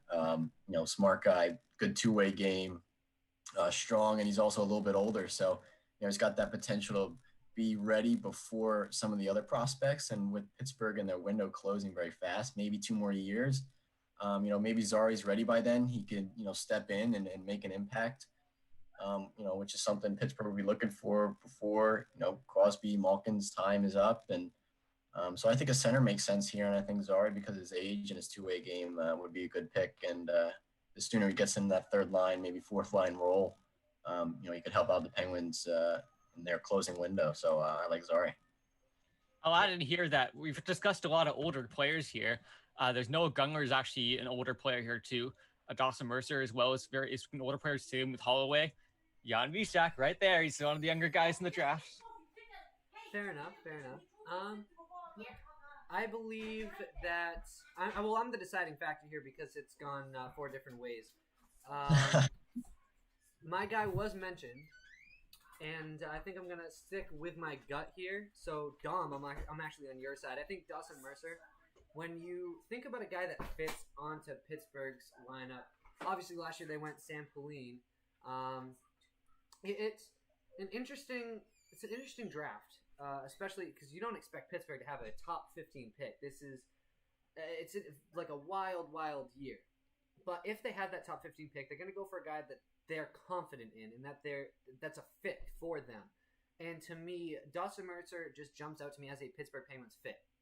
And so I'm going to stick with my gut here. I'm going to say Dom. I agree with you there, and Dawson Mercer's the pick. For the Pittsburgh Penguins there at 15th overall, might not be a popular decision, but I think it's Dawson Mercer at 15 overall. Which brings us to the end of the top 15, and now we can kind of freestyle it to a certain degree. I'm going to have questions up on the live stream if anyone even cares anymore. That's left on the live stream. But you're people whoever's watching, if you want to ask questions about prospects that haven't been picked yet, you're more than welcome to throw in questions, and I'll throw it out into the group, and we can have a quick discussion on it. But for now, until the questions start rolling in, I'll lead it off, and I'll have Dom. What's Noel Gunler, a guy that you mentioned several times? What do you like about his game? Give us a quick scouting report on him and your opinion on his game. The thing to me that stands out the most about Gunler is his shot, and it's not his shot release is really insane. Gunler's release is just so quick and so deceptive, like to the point where I think we're talking about a guy who's going to be able to score 30 goals. And you combine that with the rest of his offensive tool set. He's not a bad skater by any means. He doesn't really have any weaknesses offensively, I would say, but his main strength to me is that shot release. All right, and I think I can pass it on to Colin here. So, Colin, with the guys that we took in the top 15, is there anyone that kind of slipped under the radar and fell outside the top 15 who maybe we kind of forgot about that you're really interested in and can give us an in-depth report on that guy? When it comes to the top 15, maybe not. I think we actually mentioned a fair amount of the good players. Jacob Perreault, I think, came up a little bit as one guy who I think has an incredible versatile offensive skill set. And there were some consistency issues. Even I'll agree on that. I won't attribute that to, I'm not going to attribute that to like an attitude thing or anything. It just was, he was an inconsistent player this year. And that just happens sometimes for young players in the OHL. So, but he has a skill set that I will bet on. So yeah, I guess Jacob Perreault is the guy that I will stick with. I actually have him around that 15, 16, 17 range on my list. So if he goes around there, I'll be happy for whichever team takes him, because it's again that those are the type of skills that are really ingrained in prospects and that are very hard to improve upon. Like he has that baseline like level of smarts and skill and even speed too. He's a very quick player, especially in the offensive zone. And even on the back check, I found that when he's on his game, he can really be an important player for the Sarnia Sting, I believe, was there. So, yeah, Perreault is the guy that I will be betting on the draft. If whichever team takes him will have a good pick on their hands. So. I'll pass this one on to Kevin. Anyone that slipped outside of the top 15 that you want to give us an in-depth report on that maybe we should have included in the top 15, if any at all? Well, so what I'm going to do here, I mean, the Hawks are at 17, so there's only 2 picks away. So with that, I'm going to, kind of give an idea or some guys on the board still that I'd like for them to pick at 17. I was hoping Mercer would continue to fall, but it looks like he just went to Pittsburgh. But what stands out is 2 guys for me. Askarov, I think with the way this mock draft is going, will be there. And I think at 17, that'd be a really, really good coup for the Hawks. And Dylan Holloway. I think, adding that speedy winger who can bring a lot to his game would be a really nice compliment to their top 6. I would love for him to be there. If they don't go the goalie route, he's the guy I want. I want a winger like him or Mercer. So if Holloway's there, I would love that pick. But Askarov, with the potential he has and with the goaltending system or prospects that the Hawks have in their system, I mean, getting a guy like that would definitely help them out. I mean, if he can be anything what, people project him to be, I know there's Carey Price comparisons. Maybe they're a little far-fetched, but if he can get up anywhere in a number 1 goalie, the Hawks could use that so badly. I mean, Crawford's getting old. He's not going to be your future for the next 10 years. They need, they're going to have some, defensive prospects that are going to be coming up. If you get a goalie behind him, then, they're going to start to look like a solid defensive team. But, with that said, too, they don't have too much depth forward-wise. So, if Holloway's there or Mercer is there, I'm taking either one of those guys. So it depends how the draft plays out. But, I'd like for the Hawks to go in that route if it's available for them. All right, and that leaves Sam. Outside of the top 15 that we have, is there anyone that really jumps out to you? And can you go in depth on that player? There are actually 3 guys. All 3 of them were mentioned here. So first of all, Yaroslav Askarov. I don't think he should go top 10 because that's just too big of a risk, especially with his game. There's a lot of risk there.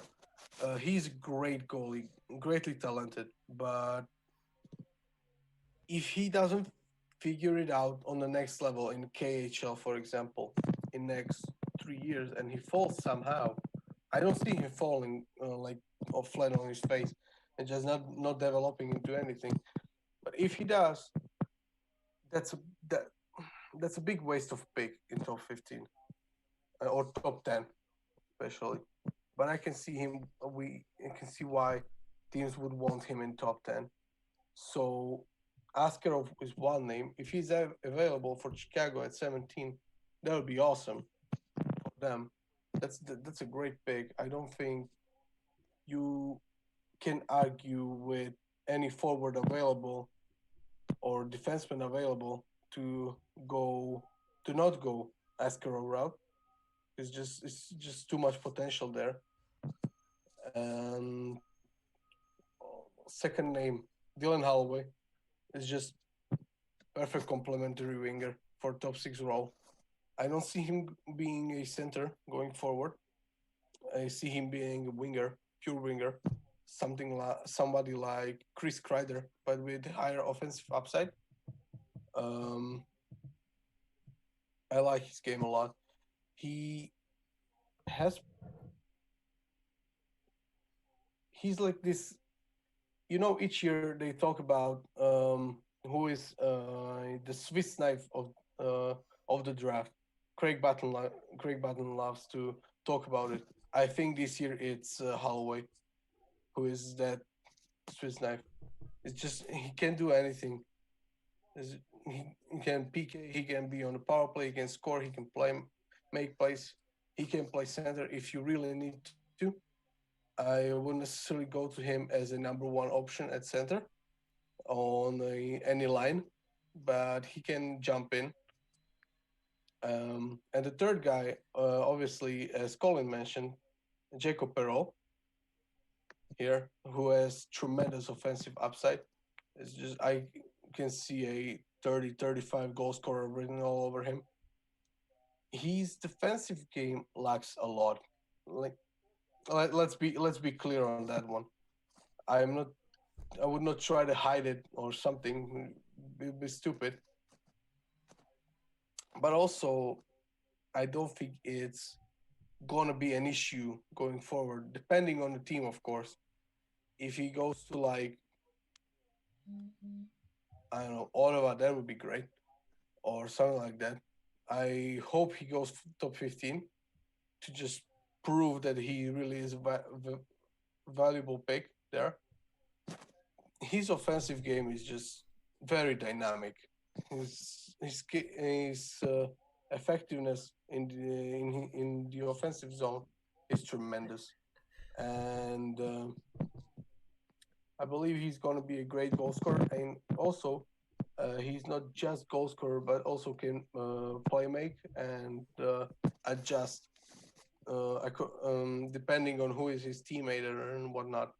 So, due to his offensive upside, I think Jacob Perreault is really intriguing name there. I think NHL teams would look at him and go that he doesn't have enough defensive skill set to really justify the pick in top 15 or maybe even top 20. But I hope he's there because his offensive upside is just tremendous. If he reaches that potential he has, I believe that's a top 10 player from the offensive standpoint in this draft. For sure. And I guess you can argue his defensive game shouldn't hold him back that much if Alex Holtz is going to be taken in the top 10, and he's not exactly. But yeah, no, I understand where you're coming from as well. So the guy that I really want to talk about is Jan Mysak, and I know we mentioned him earlier on. I know Sam's pretty hyped up about this one. I had a take that was disagreed with on Twitter, but then again, on Twitter, everyone disagrees with everything, so that's not entirely surprising to me. But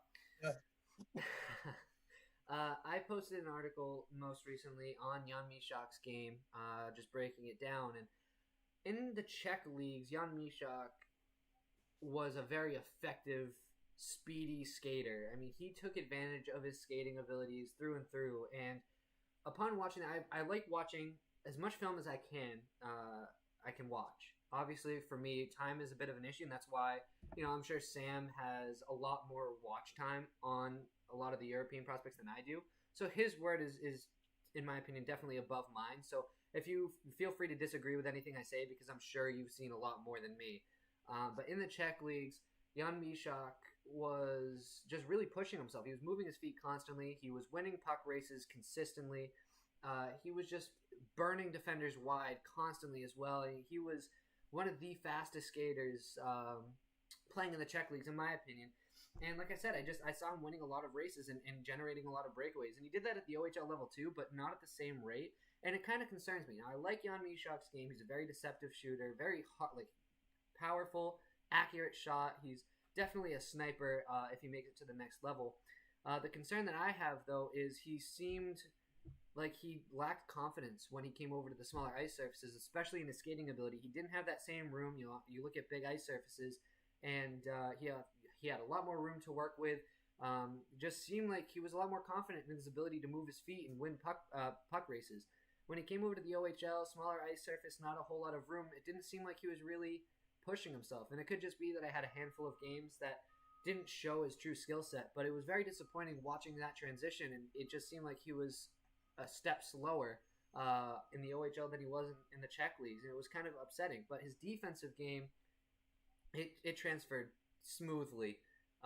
You look at his defensive game against men in the Czech league on a bigger ice surface with more to kind of pay attention to, because there's so much more room. You have to account for a lot more, and one small mistake in a big ice surface will amount to a much more dangerous scoring chance than it would on a smaller ice surface. So you had to account for a lot more, and then making the transition to a smaller ice surface in the OHL, it seemed like it was not a challenge for him at all. He transitioned very, very smoothly in terms of his defensive zone game. So Jan Mysak, I think, has a high floor, not as high as a guy like, for example, Anton Lundell, but I think he still has a higher floor than some of the guys that we took in the top 15, certainly. I question his upside in the offensive zone. I saw him make a lot of mistakes when it comes to his passing ability, whether it's decision-making or just inaccuracies in his passes. Very inconsistent in his passing ability. Again, Sam, you can disagree with me if you want.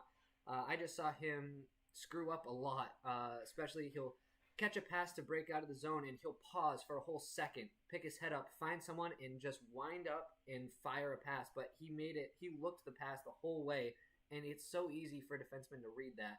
And for me, if Jan Mysak doesn't work on his passing ability and trying to maybe hide it a little bit better or release the puck a lot faster and be better with his decision-making, I think he can unlock an element to his game that he doesn't yet have. But Jan Mysak, all I want is to see him play on a smaller ice surface for a full season before I can really project him at the NHL level, because, again, he just lacked confidence in my viewings and a lot of his abilities outside of his defensive zone coverages. So Jan Mysak is definitely an interesting guy. That's why I wanted to touch on him. And with that, again, Sam, if you want to add anything to what I said on Jan Mysak, feel free. Because, again, like I said, you have so much more on him than I ever would, you being based in Europe and having a lot more opportunities to view him. So. Yes, so I agree on most things you said there, Kyle. His skating doesn't transfer well into North America because the ice surface is smaller, and also timing is really different than in Czech Republic or pretty much any other European league. The timing is completely different, and some guys transition well from it, and some guys adjust like really slowly to it. Mysak was one of those players. He lacked confidence because when you are adjusting from European ice to North American ice, not all your tools really transfer as well as you might thought they will. So, for example, his skating was not as effective as it was in Czech Republic, and I like to personally, when it comes to skating, I like effectiveness more than he's a good skater. If he's effective skater, that's better than he's a good skater. And he wasn't as effective as he used to in Czech Republic. Mostly that's adjustment period and just different timing, different speed, different approach from defensemen against forwards, different systems, different teammates, language barrier, for example, might be another thing. There are lots of things that go into that, and I will hold any judgment when it comes to his offensive game until I see him full time. But yes, the issues were there for him after the transition from Czech Republic to OHL, and he defensively it's easier for him to play in North America than in Europe. Like you said, the smaller ice surface, you don't have to do as much as you probably had to do in Czech Republic. And it's also Time- against younger kids too who aren't as experienced. So and that also helped him in transition in that end of the ice. Exactly. Yes, exactly. In Czech Republic, he was defending against guys who play pro hockey for 10 years.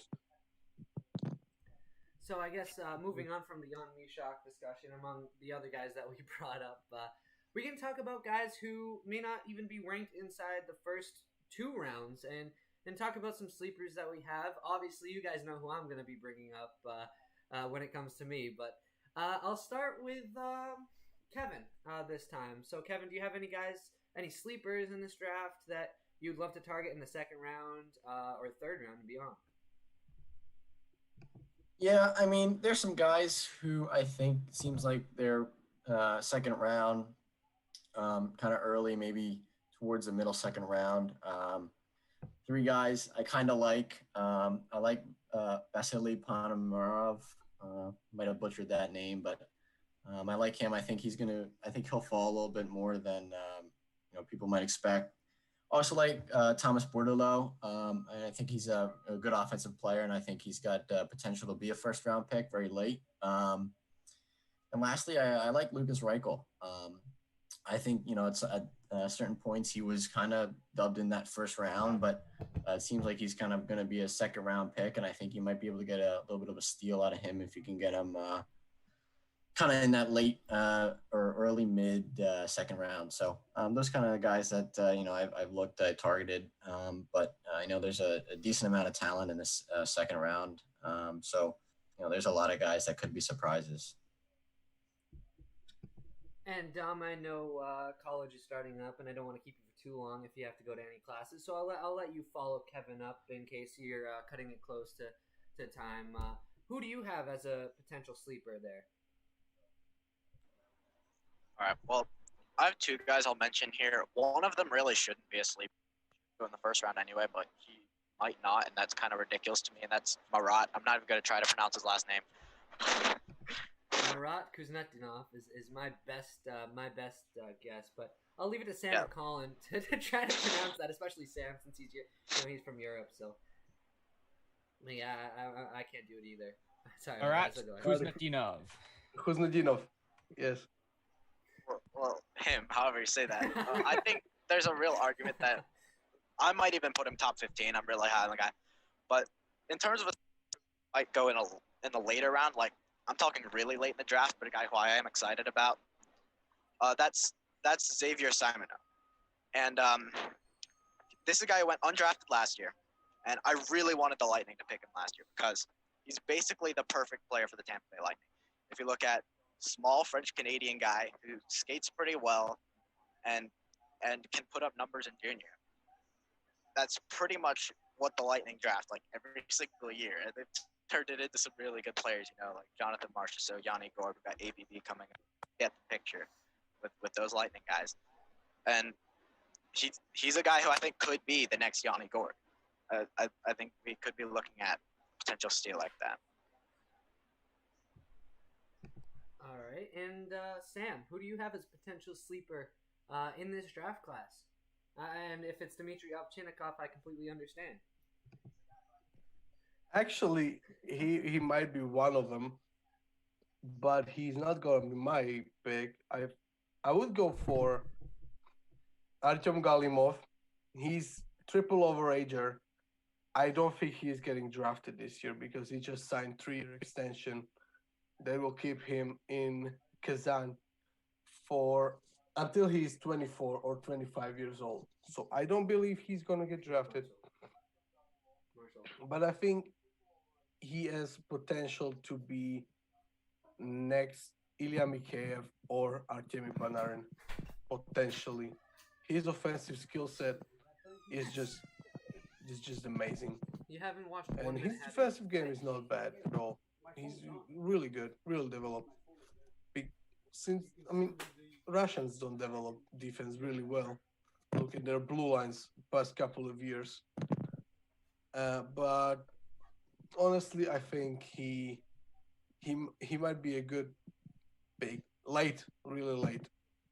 As for guys who are actually first time eligibles, or at least when are drafted at most like a year, um, I would say Martin Kromiak would be my sleeper. He's really he's like in 80s for most high end guys. Um, and yeah, his offensive skill set is great. He reminds me a lot of Kasperi Kapanen with his speed and transitional game, which is top notch. But he has some consistency issues, just like Kasperi had in when he was a really young player in the Pittsburgh organization before they traded him. And um, yeah, his overall game, I think, is going to get better with Paul McFarland as a new coach in Kingston. And Kromiak has committed for next year in Kingston as well, so he's staying there. Also, that combo with Wright there, with Shane Wright, is just gonna be insane. Him, Kromiak, and Wisdom as the first line in Kingston is just gonna destroy anybody for next 2 years there. So his development would be in good hands there, and I think any team that picks him, I can see probably Tampa picking him in late second. I know Kyle, you would want Tristan Robbins there for Tampa because you love him more than you love probably your family members, but yeah, Kromiak could be there. Also, another sleeper, Tristan Robbins. I gotta give him a shout out for Kyle here. He's a really good player. We talked about him, Kyle, before in our chat. I explained some things to you that in his game that are important and that would transfer really well in the next level. So I think he's gonna be a really, really good mid-six, like center, right winger, and a great playmaker on power play as well. So those guys I would honestly think as sleepers. Probably take a random Russian defenseman there as well. So we could be next Alex Romanov or some crap. I got so excited you brought up Robbins, I punched my table. But I'll pass it on to Colin. Who are some of your sleepers? And I know you have a bunch of advanced stats up on your screen. You can probably go more in depth, but who do you have as sleepers in this draft class? Well, I don't have the advanced stats up now. I haven't really done too much preparation for this, but I have a few guys I want to shout out. I mean, you look at the WHL, and I find that they actually have a pretty solid class of players this year. Like we've mentioned, Braden Schneider and Caden Goulet a lot, but their forward class here is excellent. You look at guys like who do you have? You have Ozzy Wiesblatt. You have Tristan Robbins, of course, we mentioned. I'm actually a fan of Connor McClennan too, but the guy I want to give a shout out to is Justin Sourdif. He plays for the Vancouver Giants, and in my mind, he's actually a fringe first-round talent this year. He plays center. I think he projects well as a centerman at the next level too. He has a great, solid two-way game. He's very strong in the back check. He actually has a bit of physicality too, so he's great at shutting down his opponents and using his body effectively, even though he's a bit of a lanky player in this way. But I'm also just I think I'm more sold on his offensive upside than a lot of people seem to be in the public sphere. He's a very deceptive player, and he can use his feet effectively to really get down the ice, get through, he's actually been very effective in zone transitions this past season too for Vancouver, and then really just gets to the net and uses his teammates effectively. And that's really what I want to see in players, is he thinks the game very well for like at a fringe first round level, in my opinion, at least. So he has a lot of the package. I know there's I've seen some pretty like awful scouting reports to him, just with the racial bias tied into him as well. It's something that I think could actually drop him down a bit, which is awful to hear. But that's just what it's been in sort of, he's been a bit of a follower this year, and I don't think a lot of that's really been warranted. And if we want to talk about a guy that I think should be the first round player, but I think is going to fall quite a bit, and that's Jeremy Poirier. I know he's not exactly a unknown player at this point, but I love his offensive skill set, especially on the power play. He can quarterback a power play super well, like better than any defenseman in this draft class, even better than Jamie Drysdale.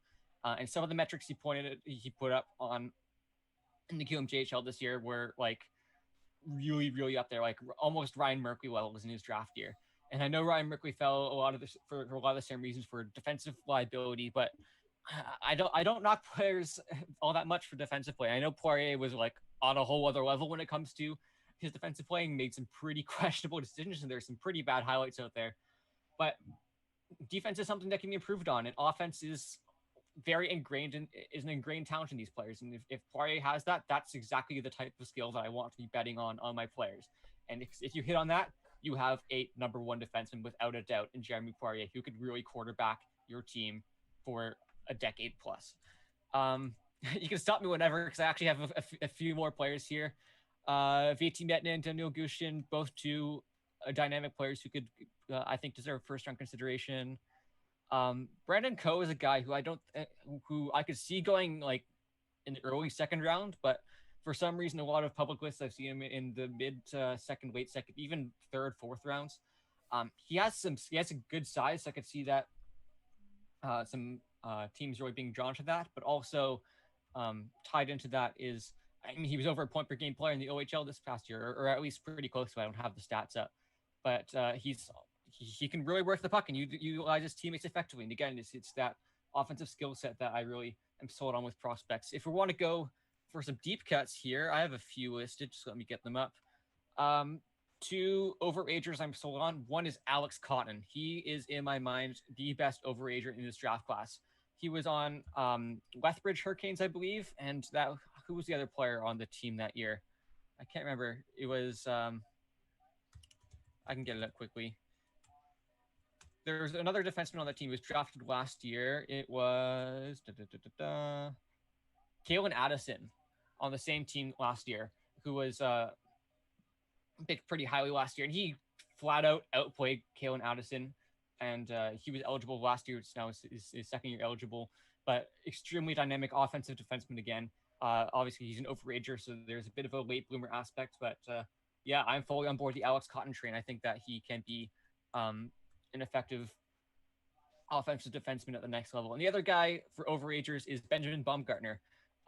Played in the Swiss League last year's double overager, but I mean, even for a double overager, he put up some pretty solid results in that league for such a young player. So he's a guy I'd probably wait on. I think he would fall till like the 6th, 7th round.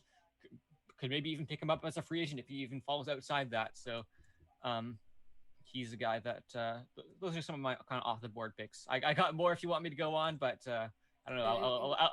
I'll let you get to your Tristan Robbins love here, Kyle. I'll let you take over.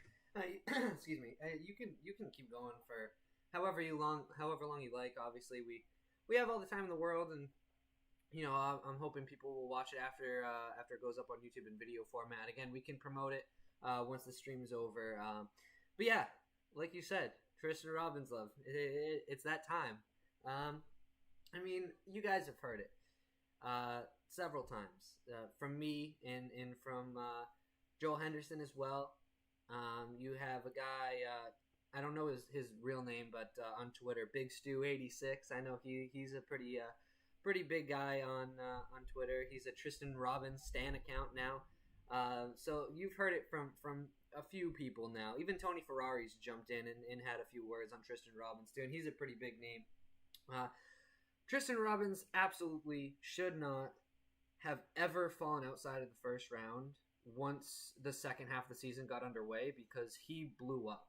The biggest issue is the fact that his rookie year in the WHL was lackluster. He played on a Saskatoon Blades team that had Kirby Dach eating up all of the minutes down the middle. And so he was stuck in the bottom six. He wasn't really getting a whole lot of ice time.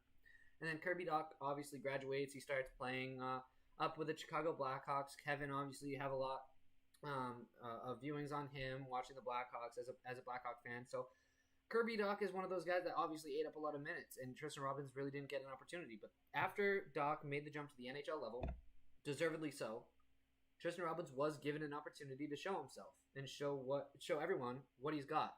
But because it took him so long to finally get that opportunity, he wasn't given a chance on Team Canada or in any international play, which is a shame because, unfortunately, a lot of NHL scouts and analysts put a lot of weight on those international games when they really shouldn't. You can argue that they really should not. Thank you, Sam. They really should not be putting that much weight on international games because guys like Tristan Robbins fall out of the first round because of that. And you look at his regular season numbers, he led the Saskatoon Blades by a fairly wide margin, and he was really well balanced in the offensive zone. He shows a lot of creativity, great hands, good playmaking ability as well. His skating is dynamic. I know, Sam, you touched on it. You'd rather have an effective skater than a good skater or a great skater. And Tristan Robbins is a very effective and very fast skater. He's incredible on his edges. He can accelerate and decelerate seamlessly. I mean, the guy can change speeds on a dime. He can generate tight turns, stopping the puck without losing much speed. He can do a whole lot with just his feet, and that alone can translate well to the NHL level. And you add to that his shooting ability. Might not be the best, obviously, but he still has a really good shot. You might not. See you, Kevin. He might not have the best passing ability, and he might rely a little bit on luck. I know I saw that out there, but he's still a very good passer. He can move the puck effectively. And you pair all of that with his skating, and you have a guy that can easily translate into a top 6 NHL player at the next level. Now, do I believe he'll be a first liner at the next level? Not necessarily. That's a bit of a stretch. As much as I love Tristan Robbins, I don't think he'll ever get there. Middle 6, absolutely. And that sort of value outside of the first round is pretty big. It's really big. And not to mention his defensive abilities are extremely good too. Well-rounded. He's very smart. Has high IQ. He's able to make plays that some first-round prospects in this draft can't make consistently.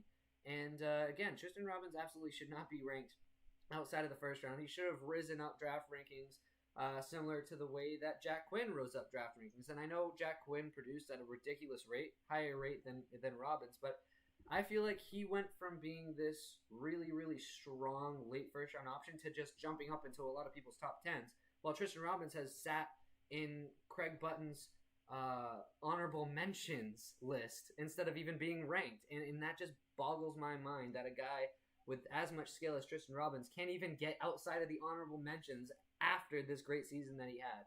And I just feel like he's so disrespected by some of the main NHL guys, and it's so undeserved. And I hope, and I know you touched on it, Sam, and I would not be upset if it was Martin Chromiak that was picked by the Lightning. Absolutely not, because Chromiak is a very, very underrated, very strong player. But Tristan Robbins will be the next Braden Point.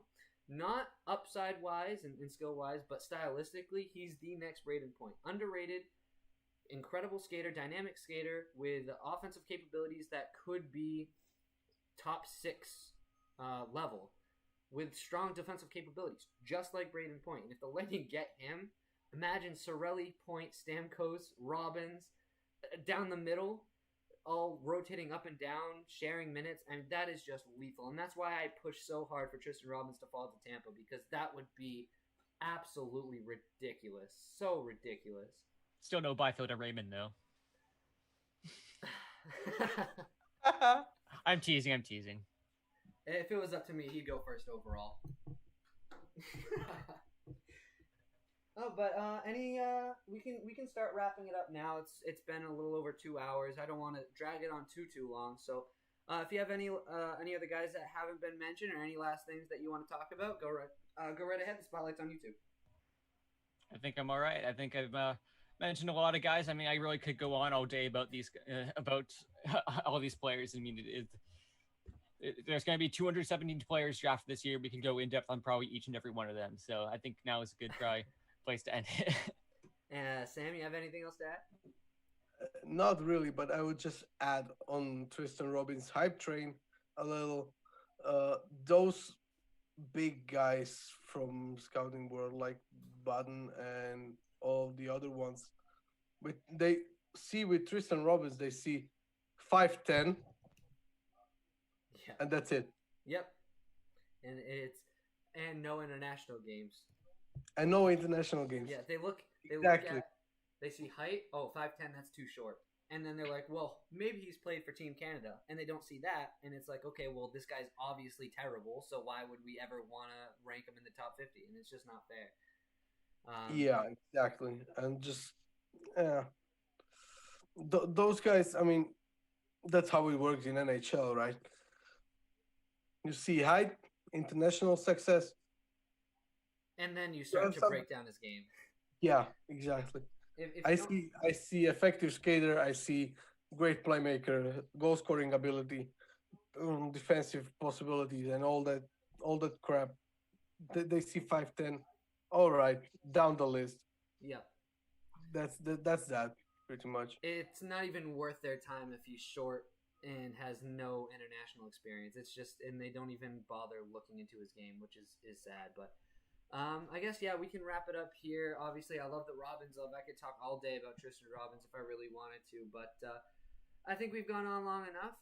One last thing to add is this group that we had on has some availability throughout the year, and as the year progresses, obviously, after the draft, we can talk about which teams won, which teams lost. We could have Zoom calls again. It won't be a live stream, but it will be YouTube videos that we can talk about. It won't be as long as this has been, but we'll definitely have more podcasts / videos / roundtable discussions in the future. So I'm definitely looking forward to all of that. I'm sure you guys are as well. Eventually, we'll be getting into the 2021 draft class. I know you two are going to be pretty hyped about that. It's going to be a fun year. It's going to be a fun year, and I can't wait for this to really take off. Hopefully, if it does, we can have more than 5 viewers at a time. Yeah. All right, well, have a good one, guys, and I'll talk to you next time. You too. Thanks for being on, Kyle. Have a good one, Colin. Have a good one, Sam. Yeah. Oh my god, it's so fucking hot. Dude, I'm fucking dying.